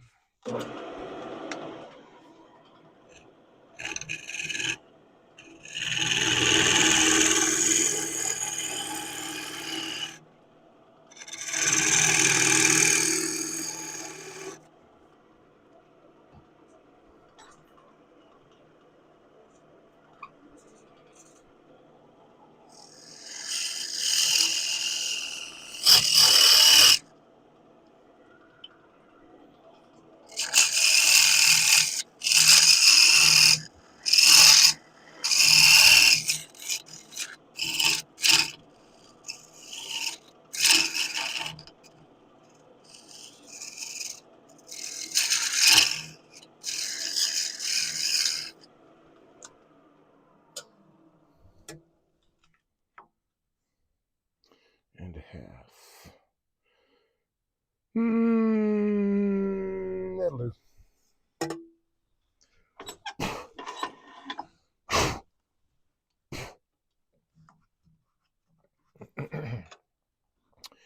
That'll do. Let's see. I want to next. I guess I really need that.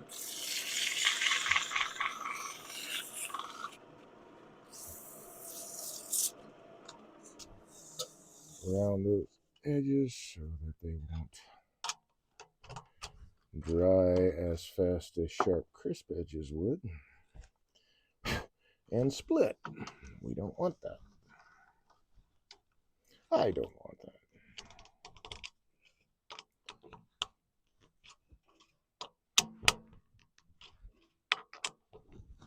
Okay.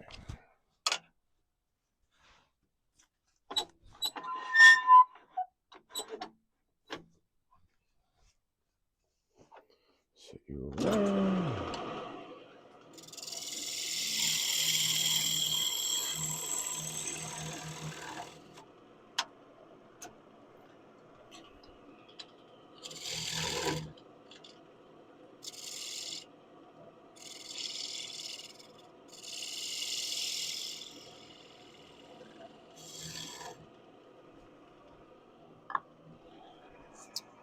And I do believe, let's see, that's the angle I want. I do believe I will do some of this action right here.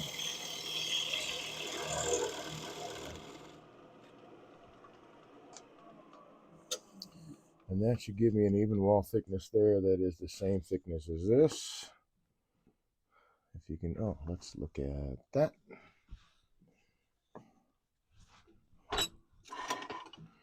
So pretty close,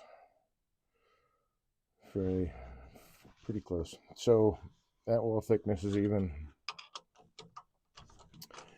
That's how I can grab onto it later. I'm going to set these off to the side to dry. Just wow.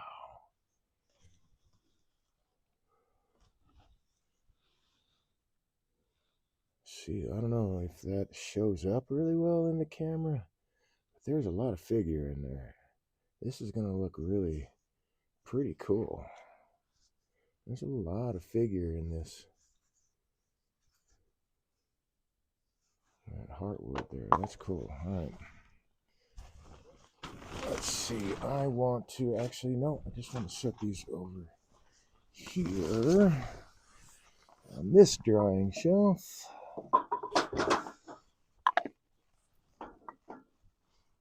Ooh, hey. It might be a birdhouse. Put that there. And that there.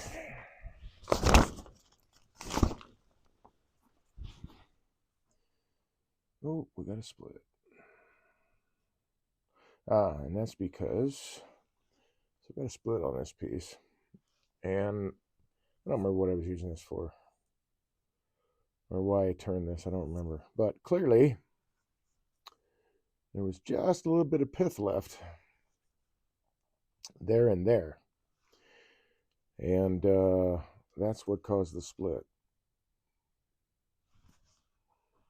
Kind of a bummer.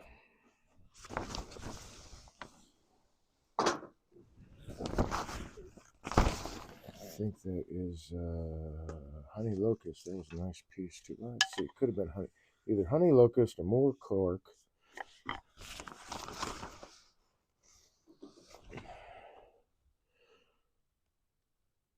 Nope, that's honey locust. Well, I say that. That could also be a more cork, but I don't have a. They both have similar colorations and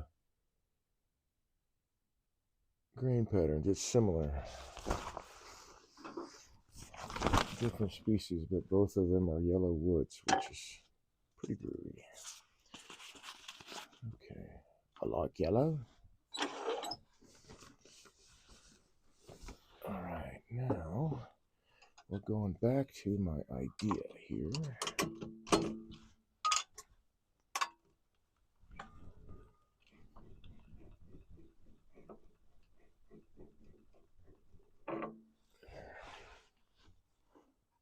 Set that down there. Bring back this guy.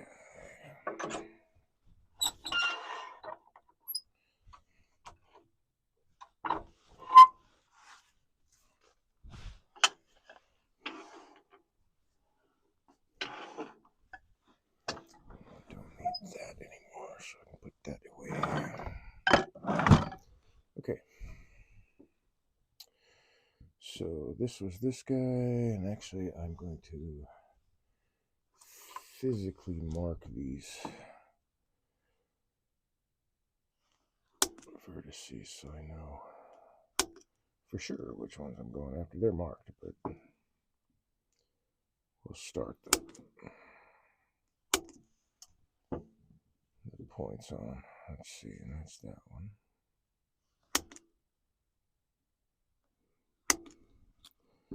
And then that one.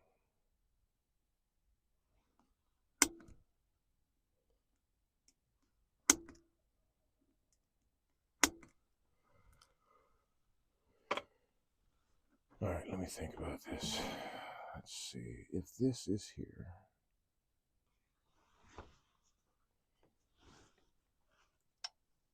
like so. Yeah, you gotta set the tailstock, Dave.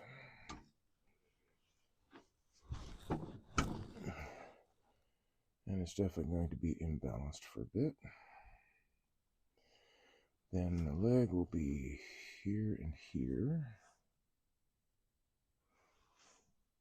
Yeah, okay, that should work okay.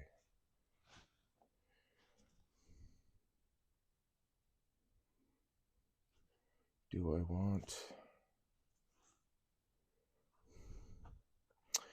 All right, let's measure this again. That's 3 inches to right there. And that is 3 inches to that line. So we're close enough. I just got a little bit more weight here, so I will take that off. To start, get rid of that little bit of extra weight.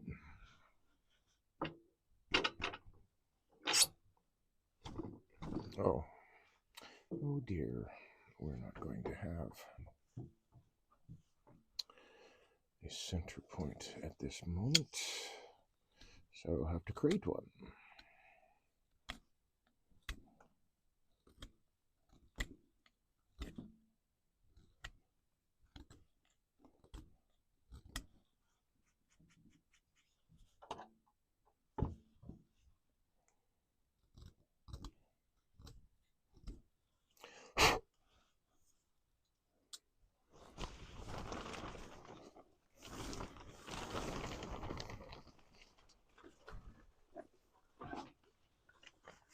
And why is that tool not right where it should be?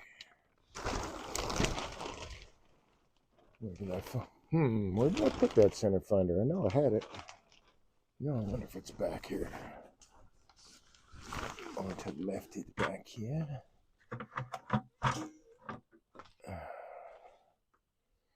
Nope. Okay. We'll go for balance point again.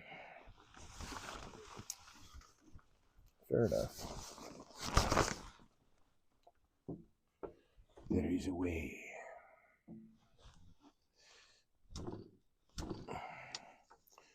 So I think that's a good one. It's not.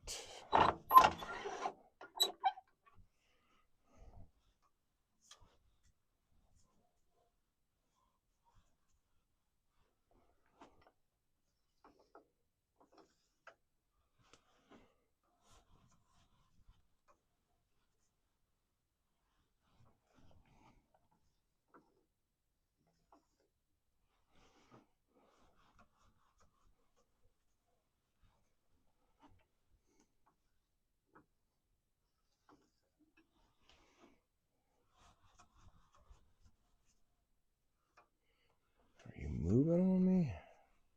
Might be moving on me because I'm kind of... The point is in bark. The teeth of this thing will not be, but the point is in bark.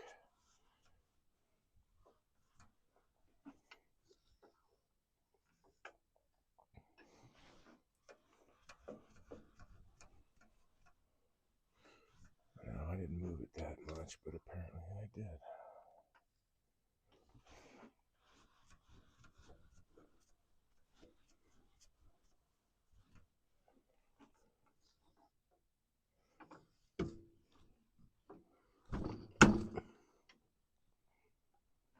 There we go.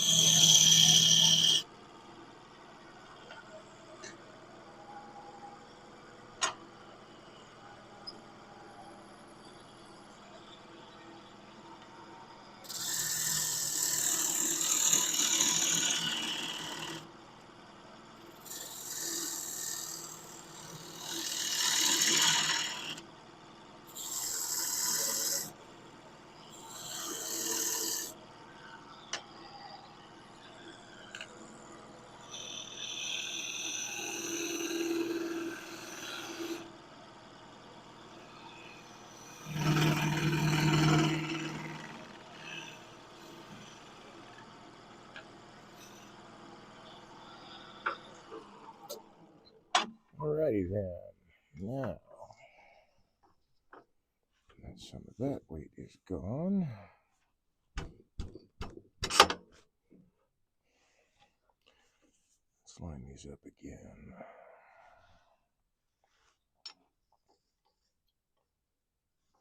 Oop.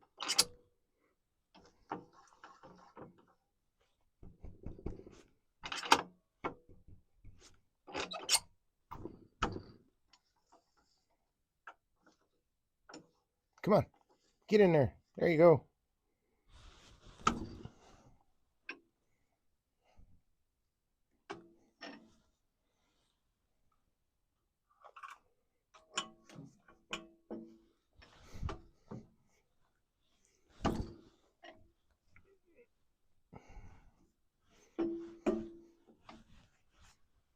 What in the world?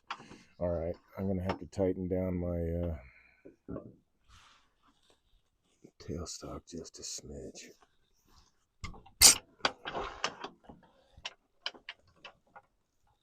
Oh, boy.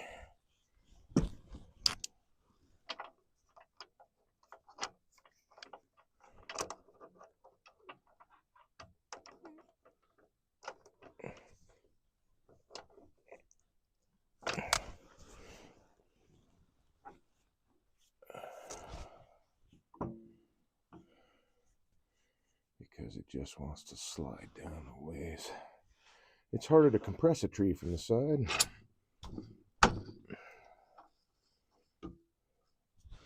Stay where you are.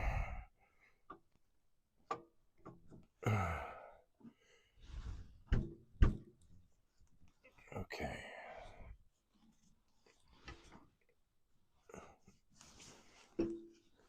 Come on.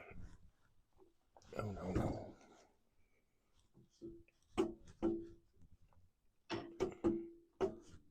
Okay. That should be good.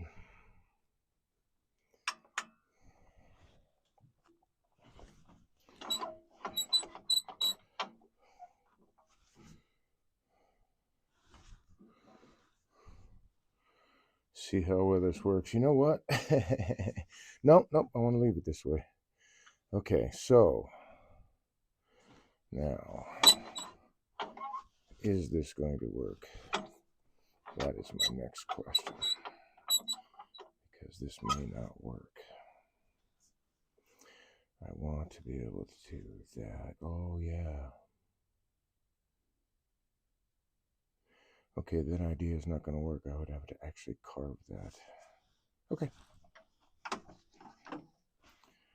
Fair enough. It was a wild idea. I was thinking about turning legs on this, so I'd turn legs this way, but then the legs this way I'd have to turn, so I'd lose some material there.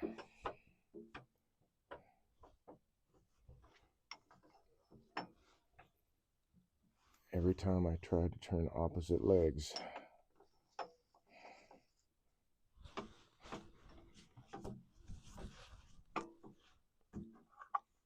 And they would never match. Okay.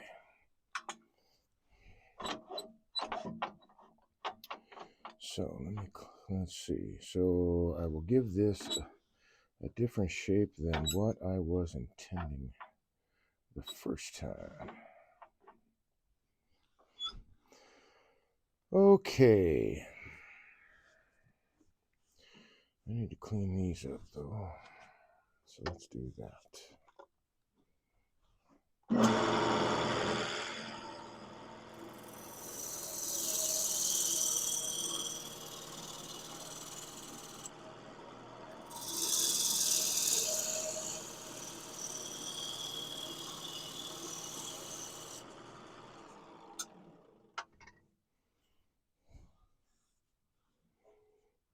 Still got a little bit there, but I think that'll be okay. Just a tiny bit. And it might come off during any sanding. Okay. I think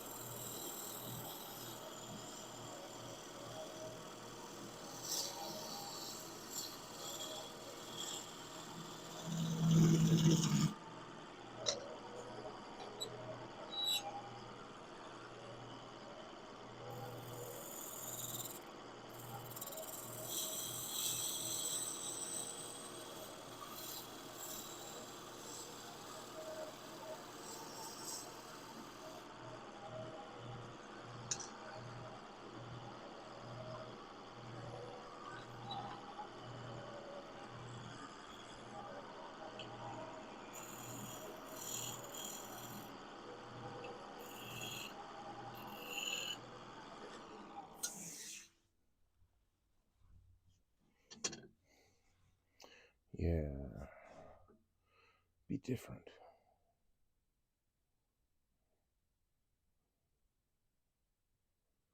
Yeah. Okay. I'm liking it more and more.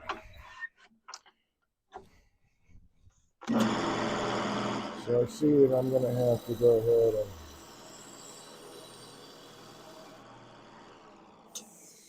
turn that little point away. Oh, that's it right there.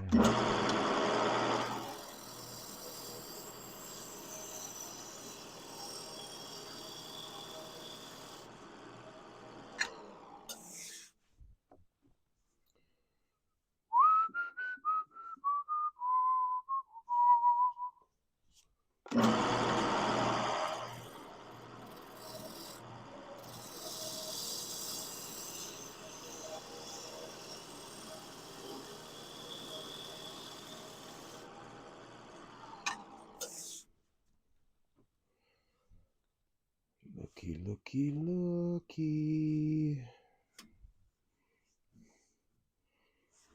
Okay, cool.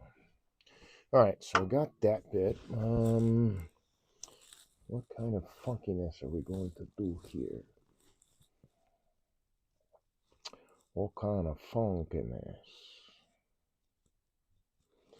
I really like that shape, but I don't want it to be perfectly straight. So I want it to taper slightly towards the top, just slightly.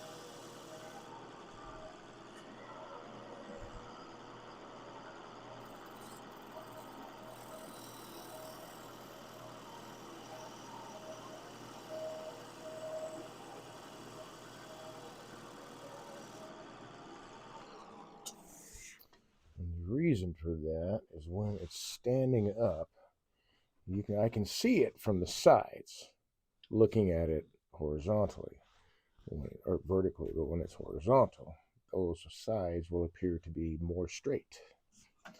It's really wild. The Greeks figured this out, or the Romans, or whoever. Well, I guess it was Greek first. The Greeks figured this out. Their columns and stuff. The base of the column is slightly wider than at the top, but to the eye, they look perfectly straight.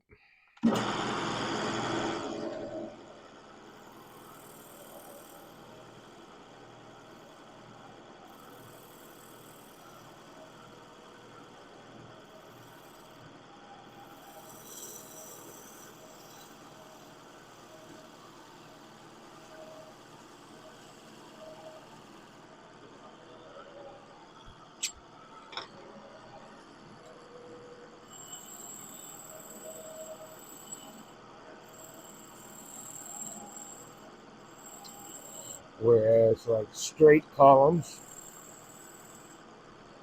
look not straight. If they're straight all the way up, our eyes fool us.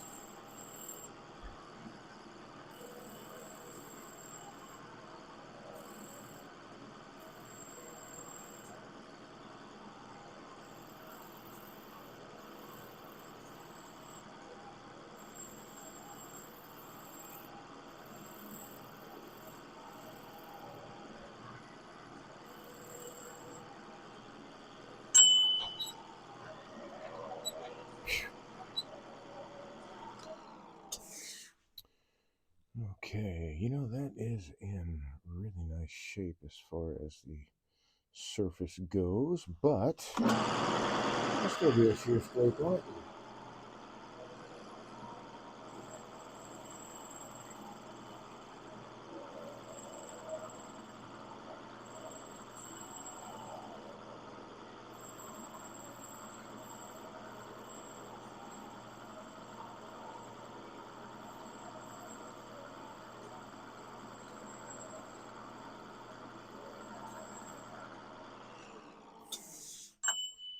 And then that guy will get routed over there.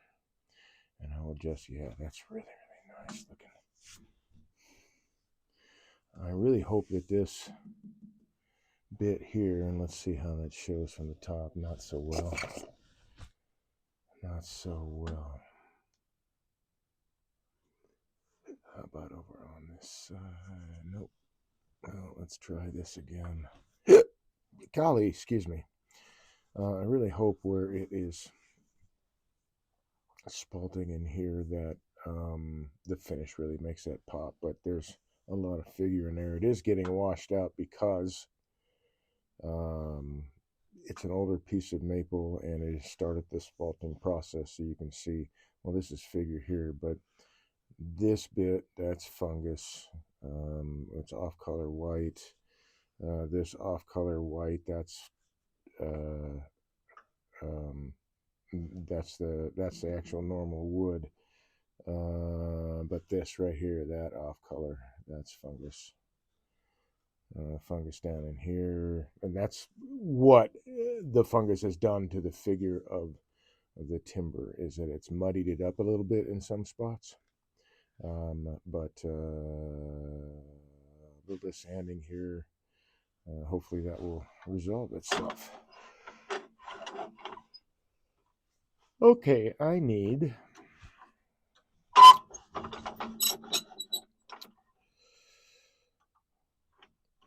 my tools. There we go.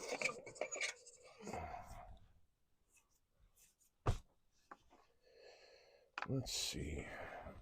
I think.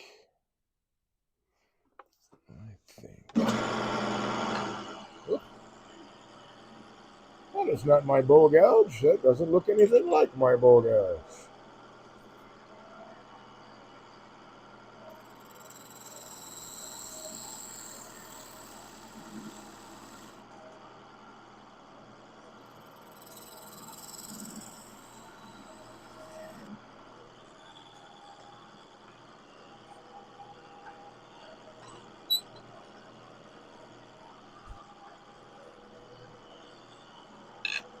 Okay, that's the end of my cut. Start high. Lift the handle. Oh, you can't see that from there. Maybe you can see it from here.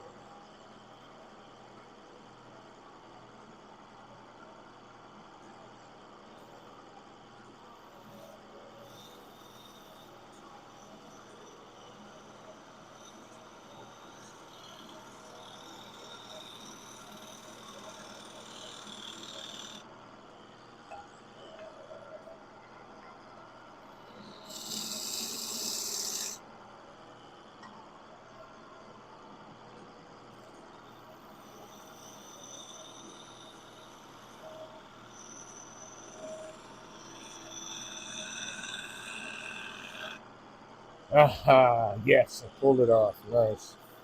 Okay, so I need to clean this up now. Unhandle the bowl gouge for that.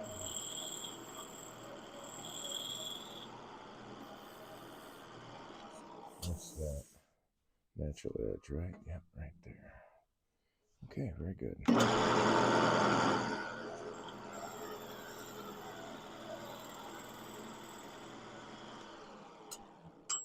Beautiful. This is a nice piece of wood. So yeah, you can see this right next to the dark wood here. Oh, you can't see that. My goodness. Okay, so right here you can see it on this camera. It's that little off-white area in between these two darker areas, and there's one right there. That's the discoloration from the breakdown by the fungus. All right, this is going to be a mask thing.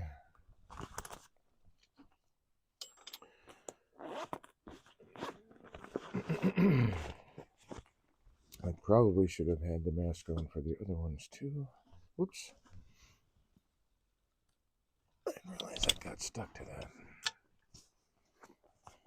Seti said no. Why is there only one in there?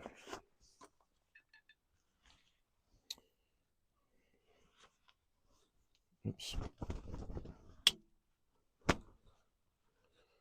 Okay. Come on. Thank you.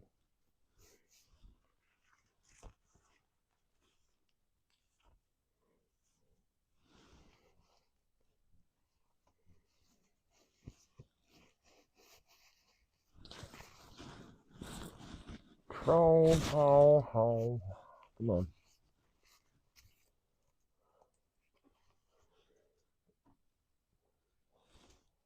Mav K14, I just saw, Mav, that you are on another 5-stream streak. Thank you very much, Mav.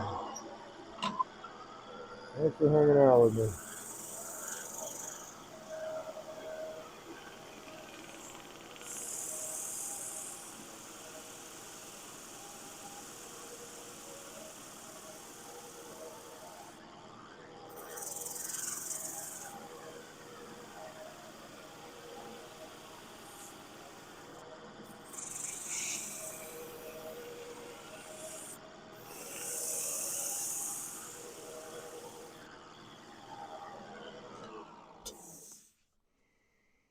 Oh yeah, that's now that it's sanded, I can see that that's gonna look really nice. Okay, cool. Now I can chuck this dude up. Mav And go K14 for it. said, amazing. Amaze balls.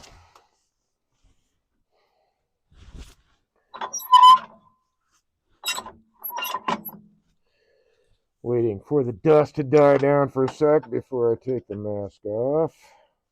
In the meantime, I can move that guy. Yeah, that's going to be interesting, this or conclusion in the top. It does go all the way through. But hey, man, that's what this is all about, right? Adventure. Not unsafe adventures, just adventures.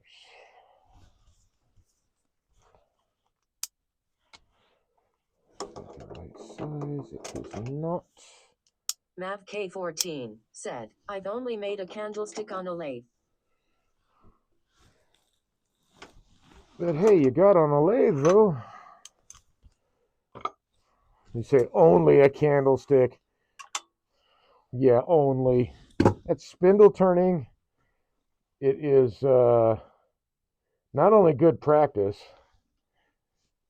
but don't sell yourself short, man. Turning candlesticks is not, especially having a match. Matching is like one of the skills I really worked Shop at. one. Shop. Oh, gotcha.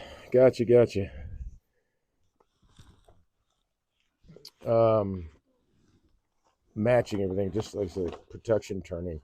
That was one of the skills that I practice that as much as I can, because it can be hard to match things sometimes.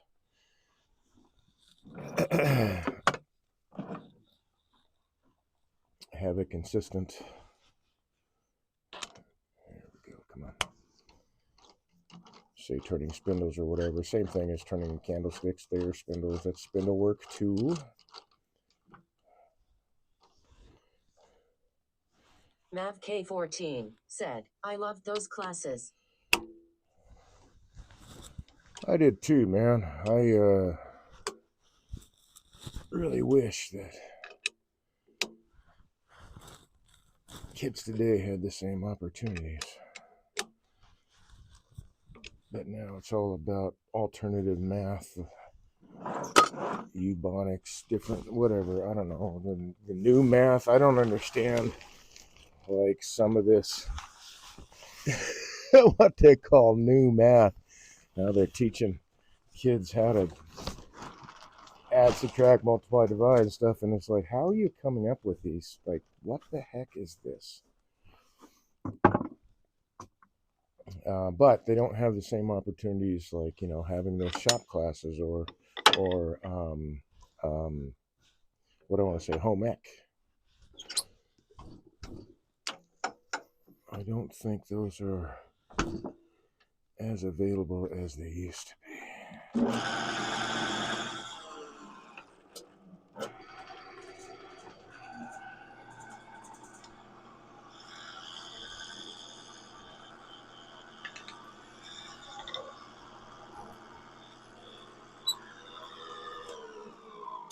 All right. So we'll see the top of this here. I want to see. Mav K14 said, in my high school you had to register early for shop, advanced shop, and environmental science. Okay.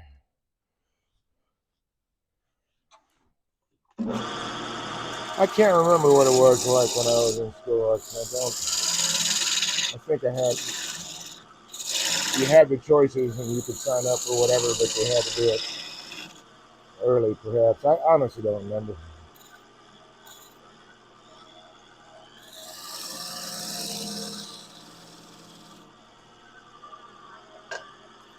Okay, well, I got the right camera on. All right, so I want to finish this bead.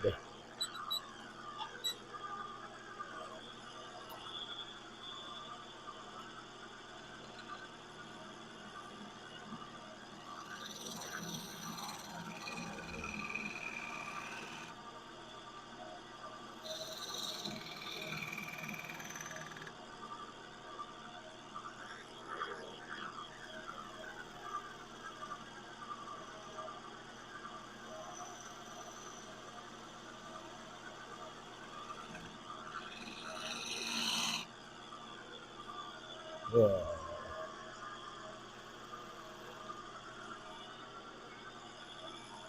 Yeah, see, like that. See? Right now, there'll be none of that.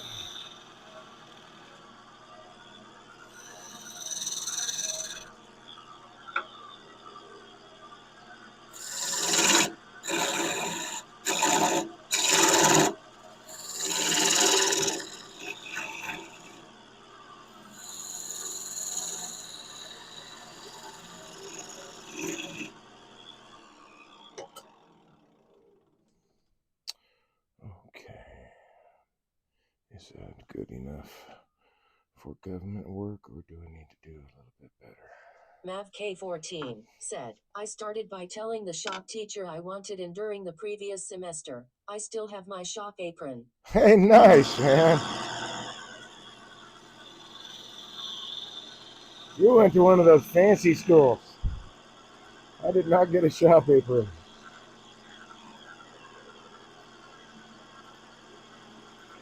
But they didn't have the safety equipment that we needed for,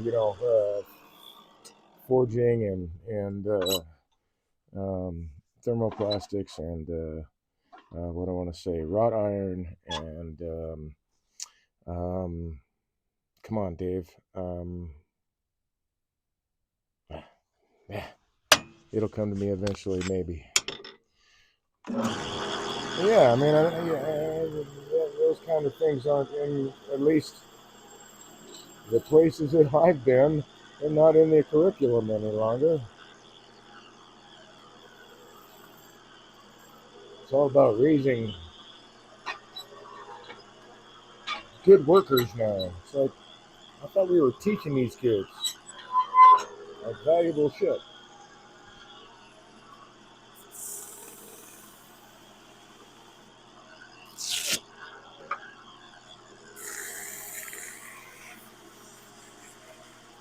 I remember when my kids were younger, going to school.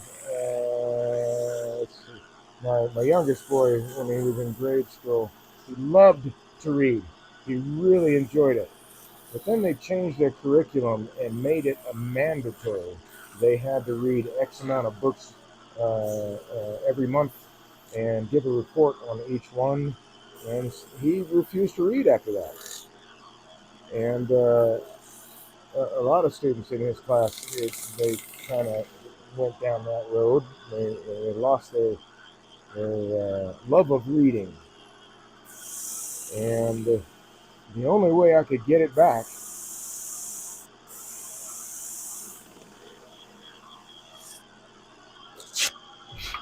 was to let them read comic books. What do they call those? What do they call those? K14 said, they had a pile of aprons and I dug for it, had it both years, then paid for it when I passed advanced shop. Nice. Nice. Yeah, we didn't have any of that stuff in where I got those classes. That's very cool, man. Okay, so from here, now I'm going to start working on hollowing this guy. That's going to be a problem. That is going to be a problem.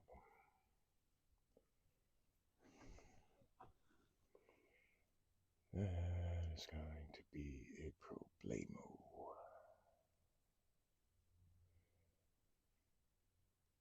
All right, I'm kind of thinking to myself how I want to address this because that bark inclusion is going to mess up my entry hole.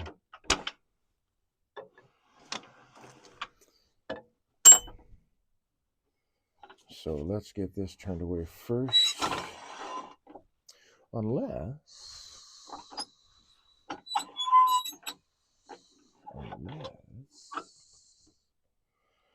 I turn this into a lidded box.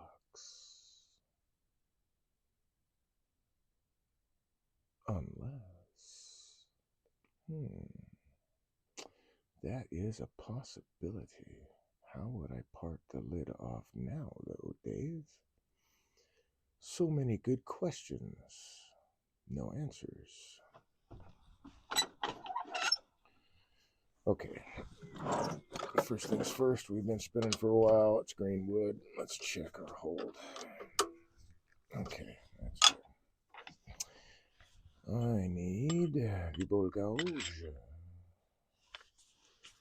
I don't have to use this piece of wood for the lid. I do not have to do that. Mav K14 said, I thank the previous 2 kids that wrote their names on it.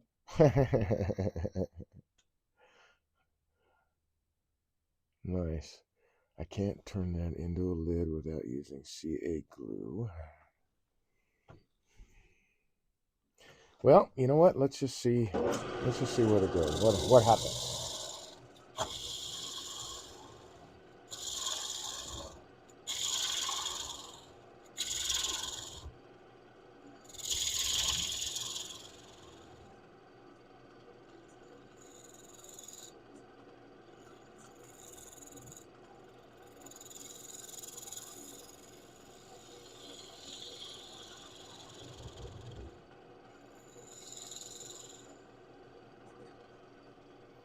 There we go. That is generally the shape that I want. I was thinking about cleaning up the outside of that, but you know what? I'll do that anyway. It will probably. I should say nothing and just allow whatever happens to happen.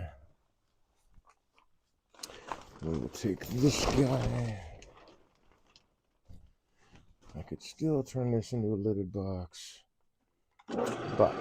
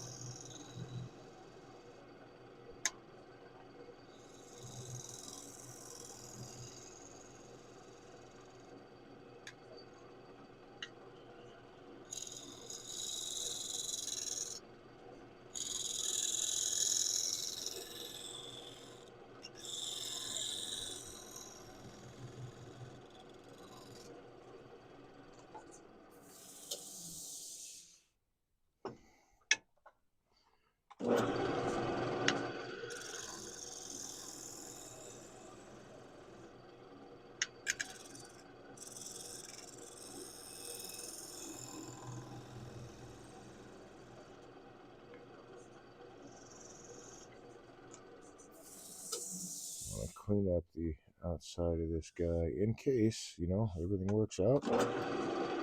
I won't be coming back to this, I don't think, just to sand it. Once it's hollow, but we'll see what happens to this. I'll have my suspicions, but we're not going to. Yeah, there we go. So I just need to throw this guy on there. Whoops, not that guy. This guy. Just the Velcro hooks would not be a good surface to sand from.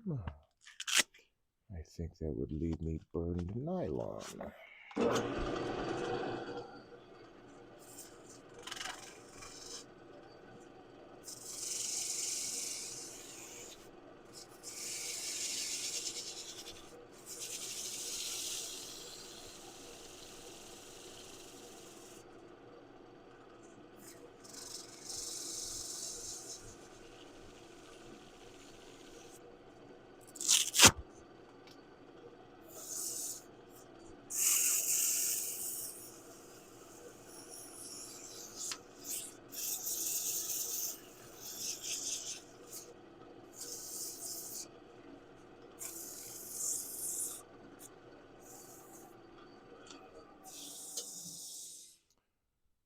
Does that look not bad?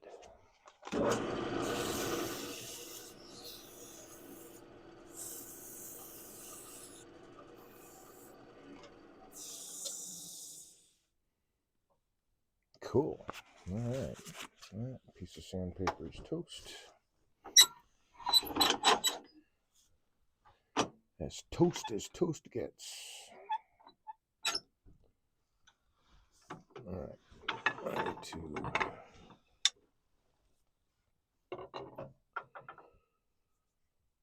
I need to remove this guy.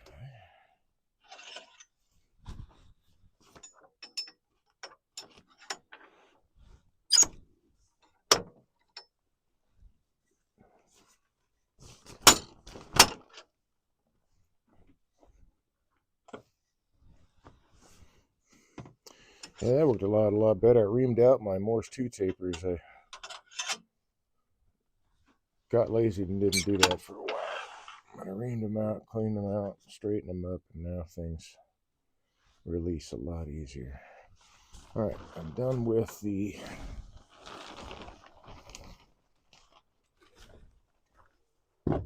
skew. Okay.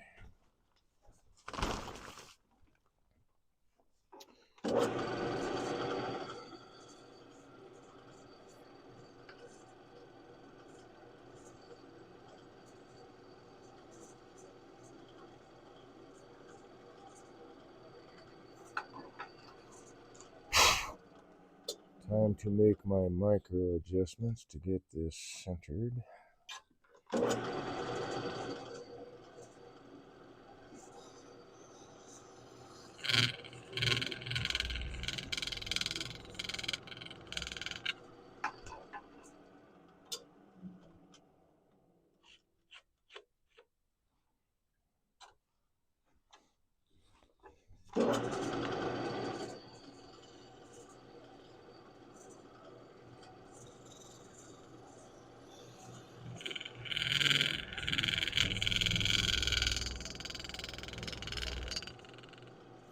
Still low. Okay.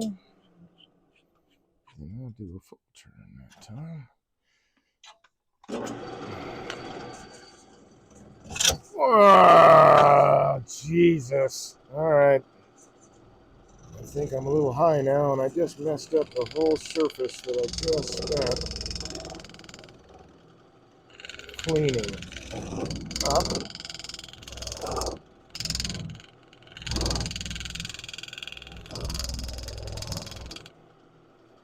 And I think that the bark is just going to give me fits. Maybe not.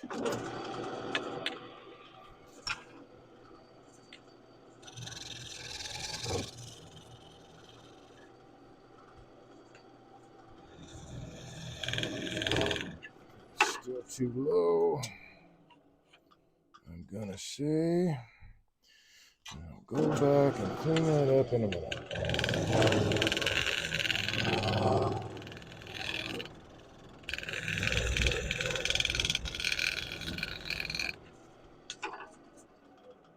Okay, I'm not sure here if that is.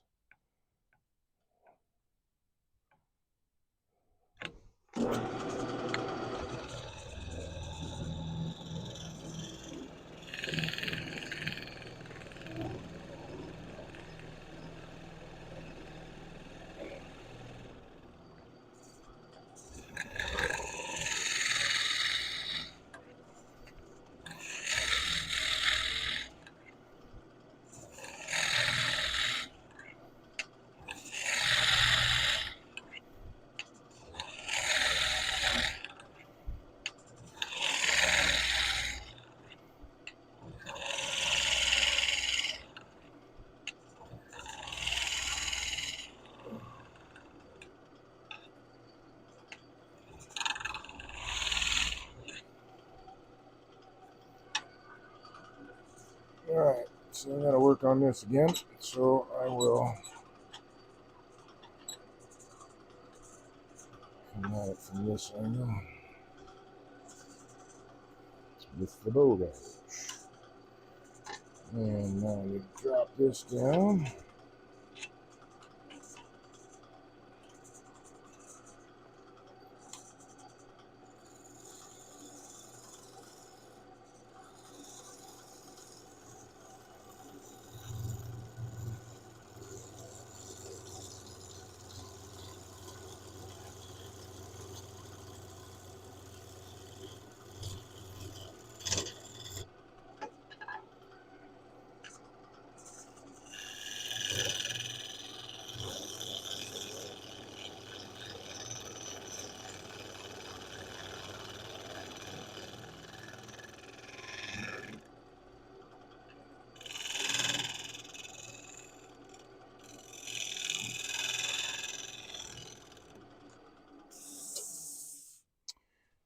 It went all the way out there. Okay. Oity, oity, oity.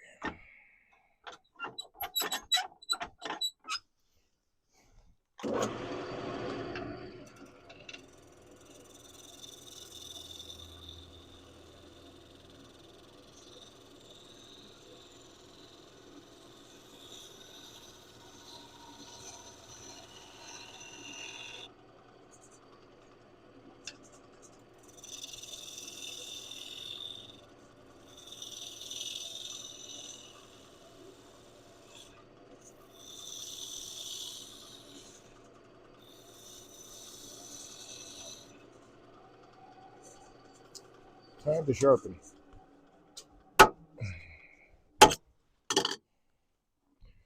Dude is too dull. Okay.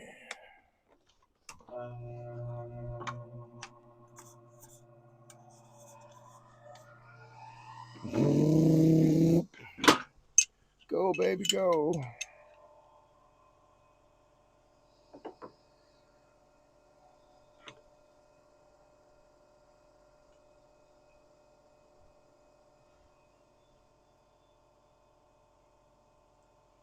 What the heck?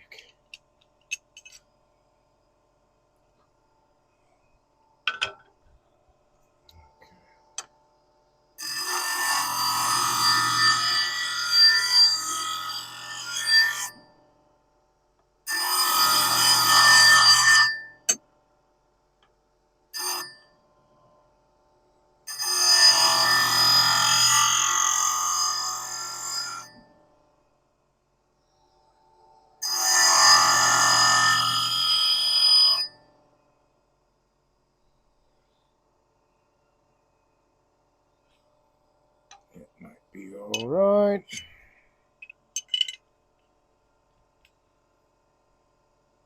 Yes.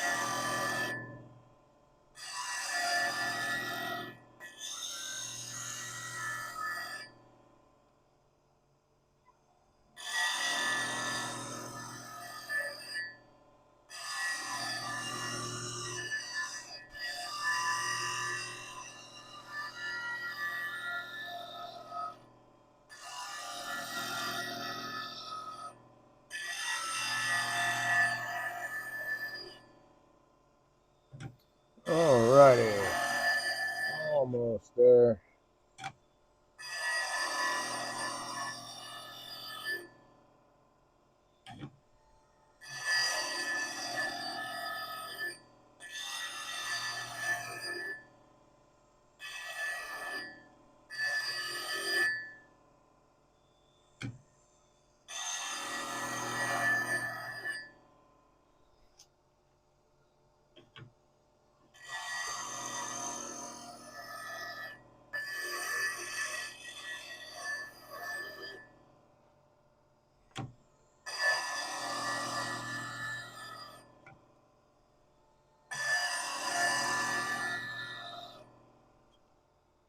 Almost seems like my CBN wheel is getting dull.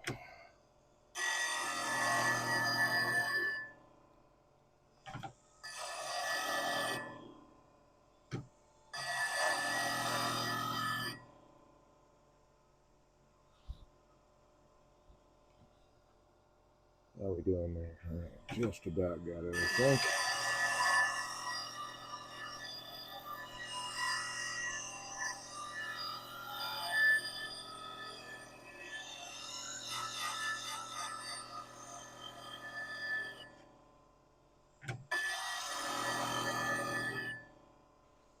All right, let's readjust.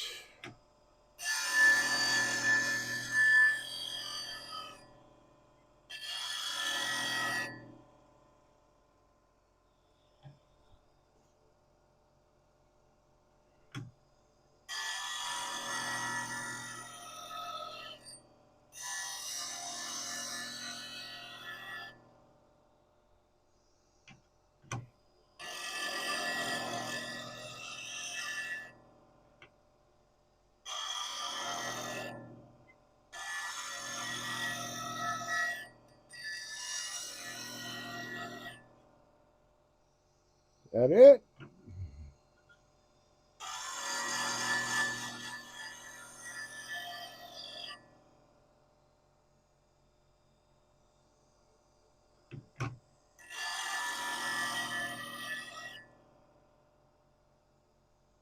Why does it seem like that's not right?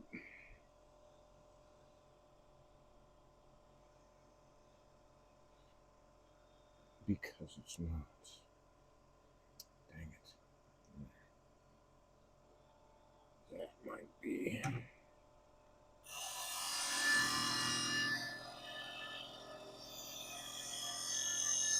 The fix. Yep.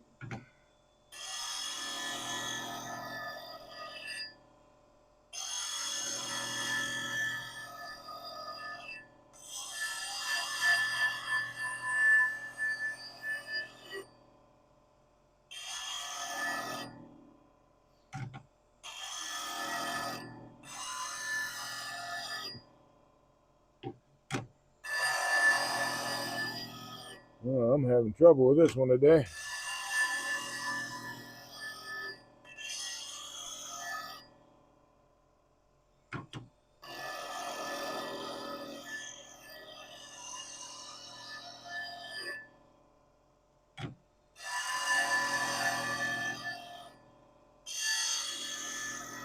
A little bit of lip that I just can't seem to get rid of. I think I just did. I think I just did.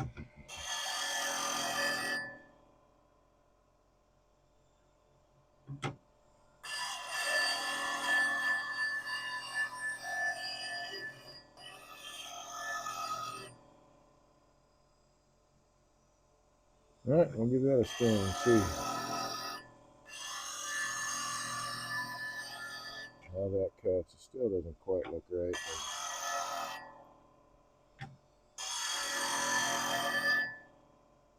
But my eyes could be playing tricks on me too. We were just talking about that, weren't we? All right.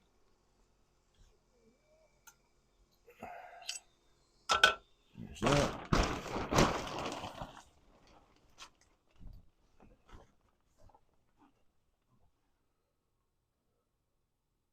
That should be okay.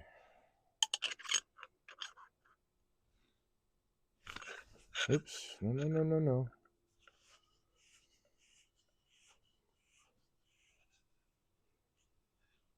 There.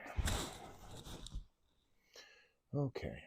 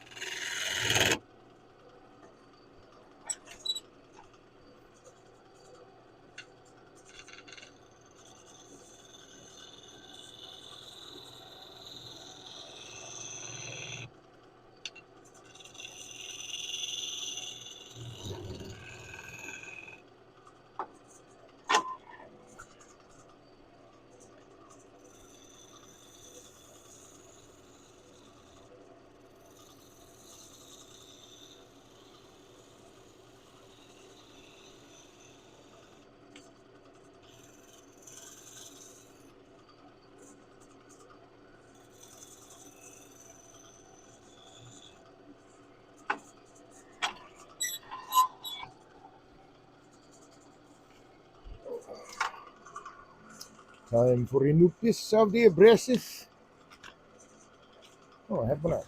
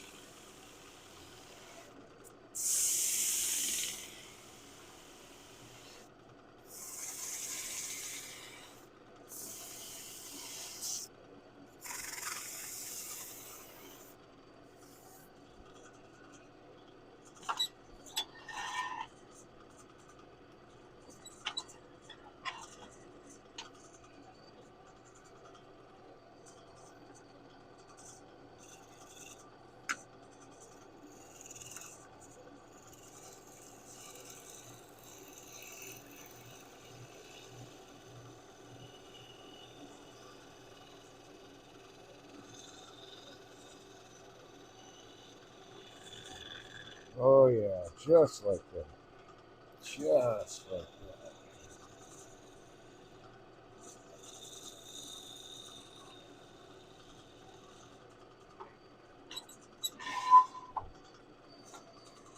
Sharp tools make a huge difference, man.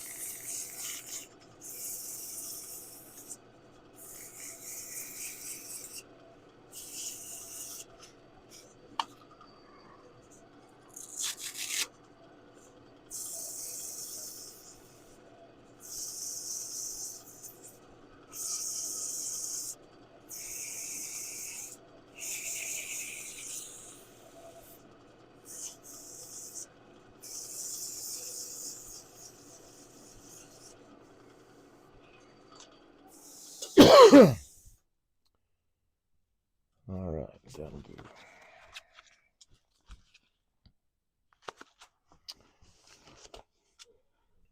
How are we doing on time?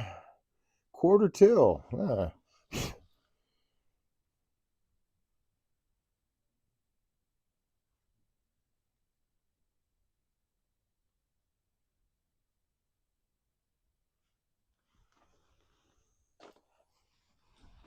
So let's get this going.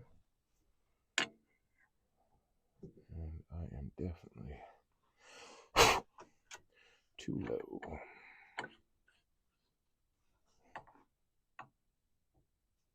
I think that might be about right.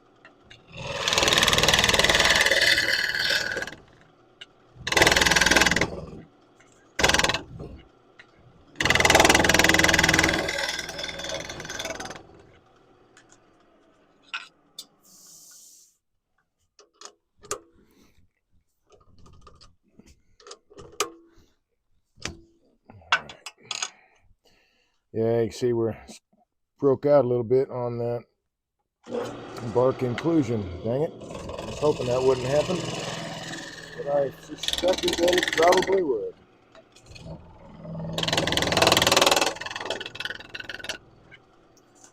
So let's see. I wonder if I shoot this, it's too wet. So I was wondering if I shot that with CA glue, if that would harden that up enough that I could continue turning. So I don't know, let's give it a shot. Let's see what happens when I hit it with CA glue. I think the bark is still too wet, but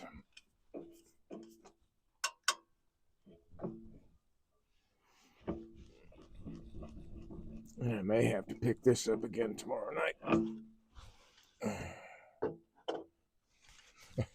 Hey, while I'm here, let's make it snow.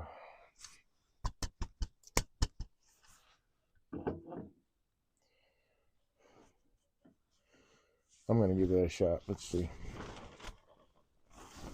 if I can harden that up enough that when I'm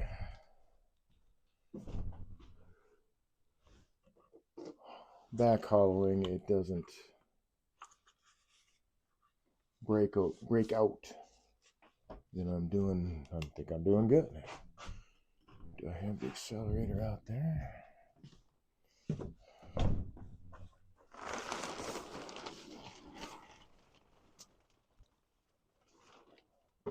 Okay. I have misplaced the accelerator now. Oh, there it is.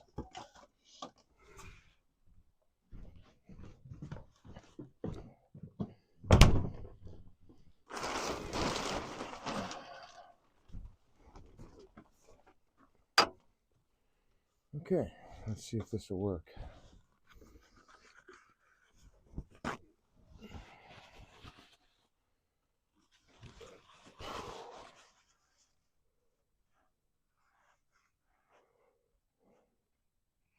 Oh, no. We're not getting glue all over everything. We're only getting it on the bark, Dave. We're not doing that. No. You need to pay attention, sir.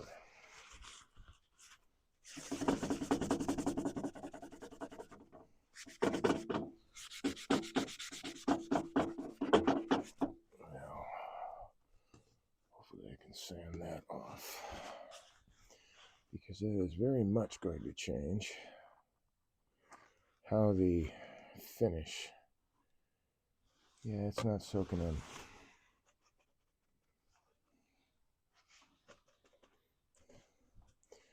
And I suspect it's because the bark is too wet.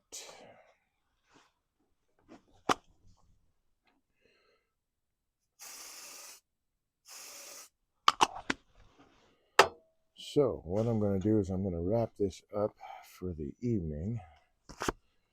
Let this dry.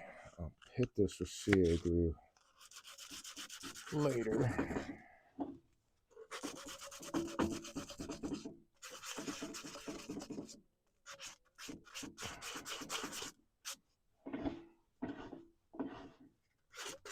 Once that bark is dry, it'll soak it up, and then I can, at least in theory,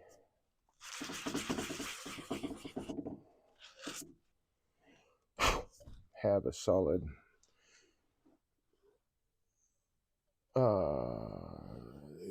rim all the way around, because I've got this knocked out. So, and I really don't want to make the hole wider. I can make the hole wider and then use the hollowing system, which is just fine too.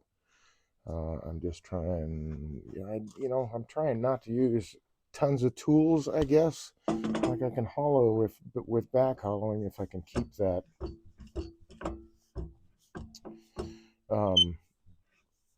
opening from breaking. But there is a real possibility that is just going to break.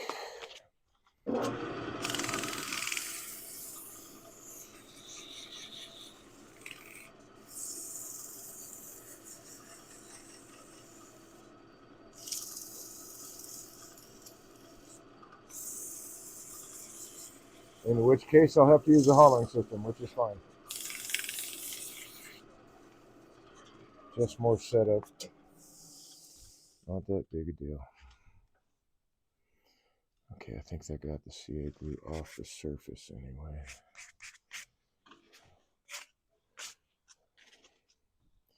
So, I need to remove this from the lathe.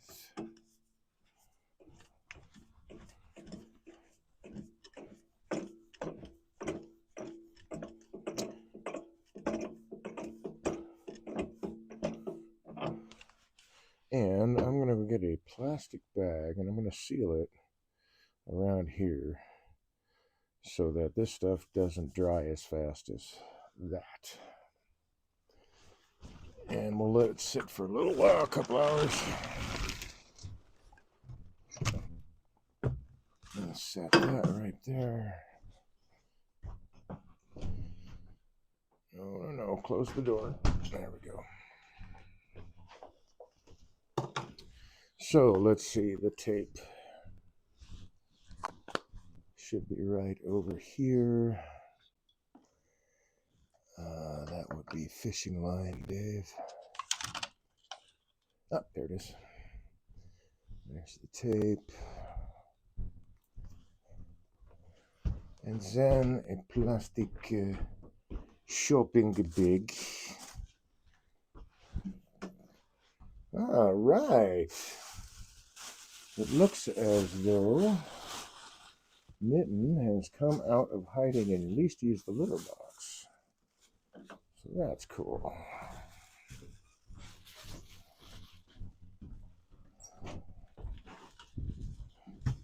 Has he eaten anything?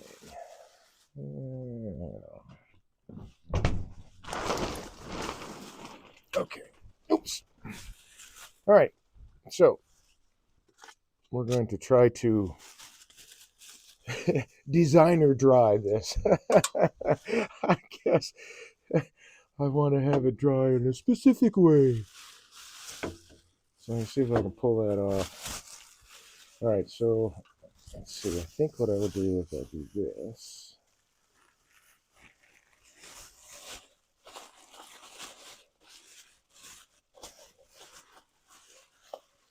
And then I can adjust that hole, I think.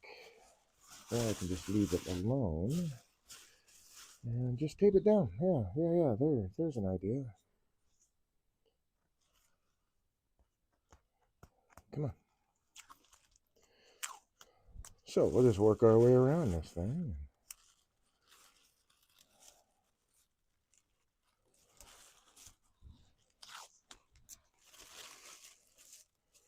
Got this silly song. Oh, the little old lady from Pasadena. What was that? Beach Boys? Little old lady from Pasadena? We were talking at the Empty Bowls thing. A few of us, and got into somebody, some older woman was a racer. I'm like, ah, cool. So that got into the little old lady from Pasadena. Go, Granny, go. So anyway, it was kind of cool to hear that, man. I think I don't know how old she is, but in my age bracket, I hear.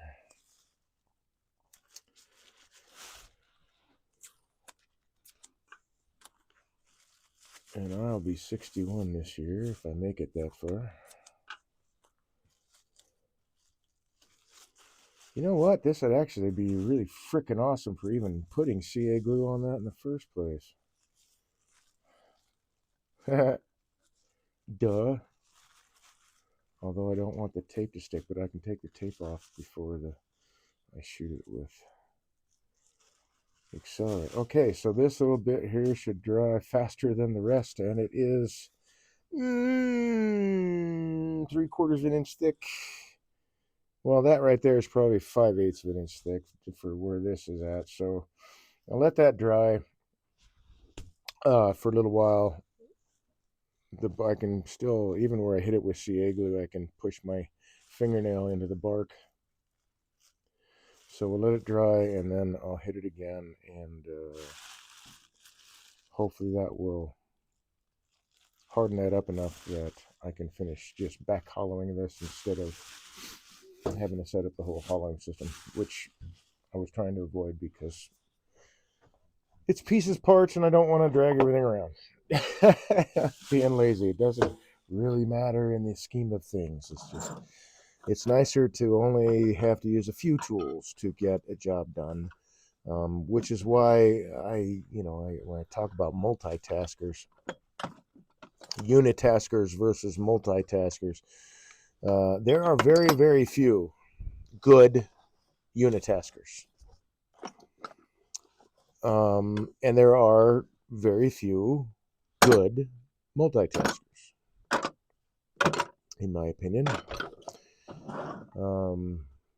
Things like a ball peen hammer, which would be really good for forging, right? I mean, that's not a unitasker. It's a hammer for many, many things. A skew doesn't do just one cut, and you don't have to hold the skew just one way. Same thing with the bowl gouge and all those other things. So, oh my, that camera is quite dirty. So I work to find how many other uses I can get out of the tools that I have and turn them into multitaskers if I can. And that just means that I learn how to drive the tool much more effectively and efficiently. And that's what practice is all about, right? I mean, there is no shortcut. The secret sauce to all of this is practice, practice, practice. I say it all the time. I'll say it all the time still. You got to give yourself the opportunity to practice, but you also got to give yourself the permission to make mistakes. I think often we are hardest on ourselves, more critical of ourselves than others in most cases.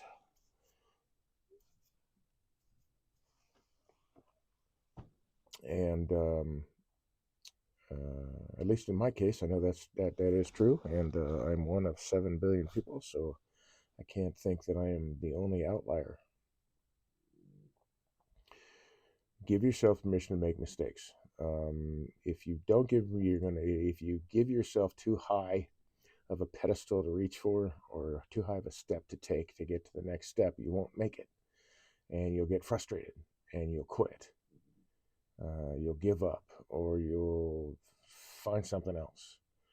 And with wood turning, wood turning is mostly finesse, but that is the key: is the practice, practice, practice. I put in a lot of hours myself, but I'm here to tell you that even the pros, Awash the Health Life of professionals, 23AO7GS said, best viewers. Awash Hafe Life B23AO7GS. That's an interesting name. Hello and welcome. Thank you for participating, chat. I certainly appreciate that. You probably don't know me. My name is Dave. I'm a wood turner. I started this channel.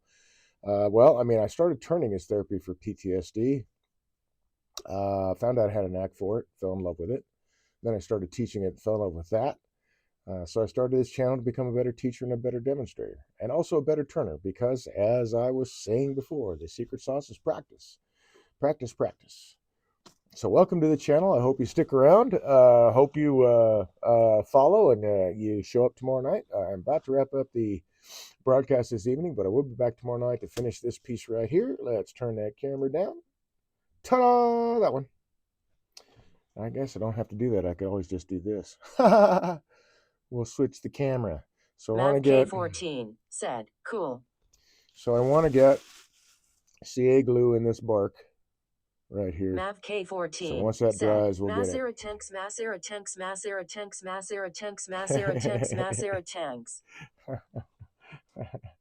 That's pretty amusing. Thank you.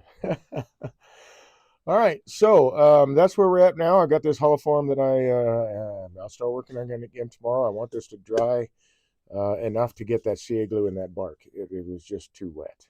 It wasn't soaking it up. So once I get that, then I can adjust, and let's look at this. So this is my game plan, all right? I want to get that bark as solid as I can. Then I'll slightly enlarge this hole to clean up this rim here that's giving me the vibration. I need to have that rim solid as I'm making my back hollowing moves. I need to have that rim. That's a fulcrum point for the tool. It's the tool rest. And well, actually, to be quite honest, the tool rest is really not making much of a difference. It's that rim right there that guides the tool for me. So I need to have a round hole. It can't be any other shape. At least not to use a spindle gouge to do back hollowing.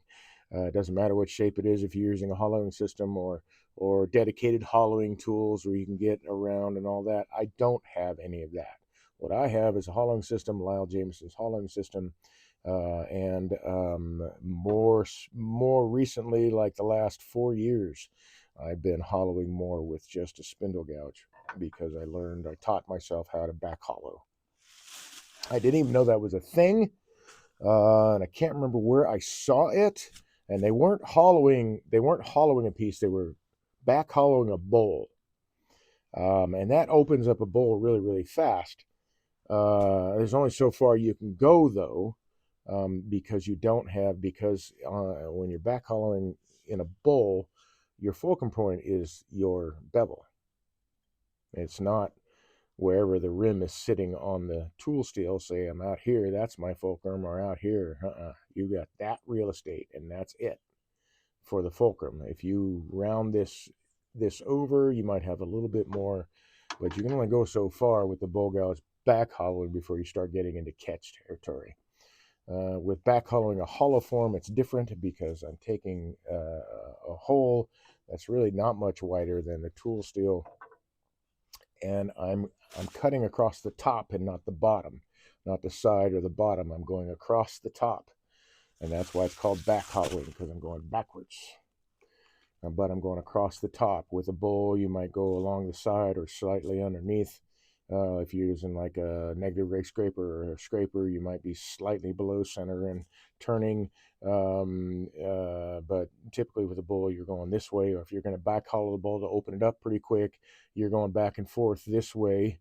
But there's only so far you can go before you're no longer making good contact without being in catch territory that way. Still, great way to open up a bull. But with hollowing, it's a different beast altogether.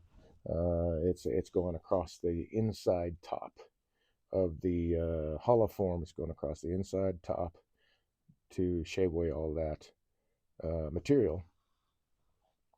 And so you see my handles low most of the time when I'm hollowing is because I'm going up over the top. Anyway,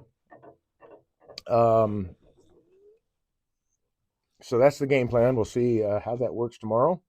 Um, and having said that, I'm going to wrap it up this evening. So I really appreciate you joining me and participating in chat and throwing down the follows. And if you subscribe, hey, thank you again. That's also very awesome.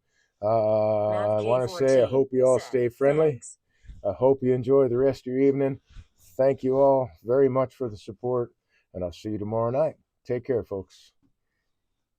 Take it easy, Mav. I'll see you tomorrow, man. I hope.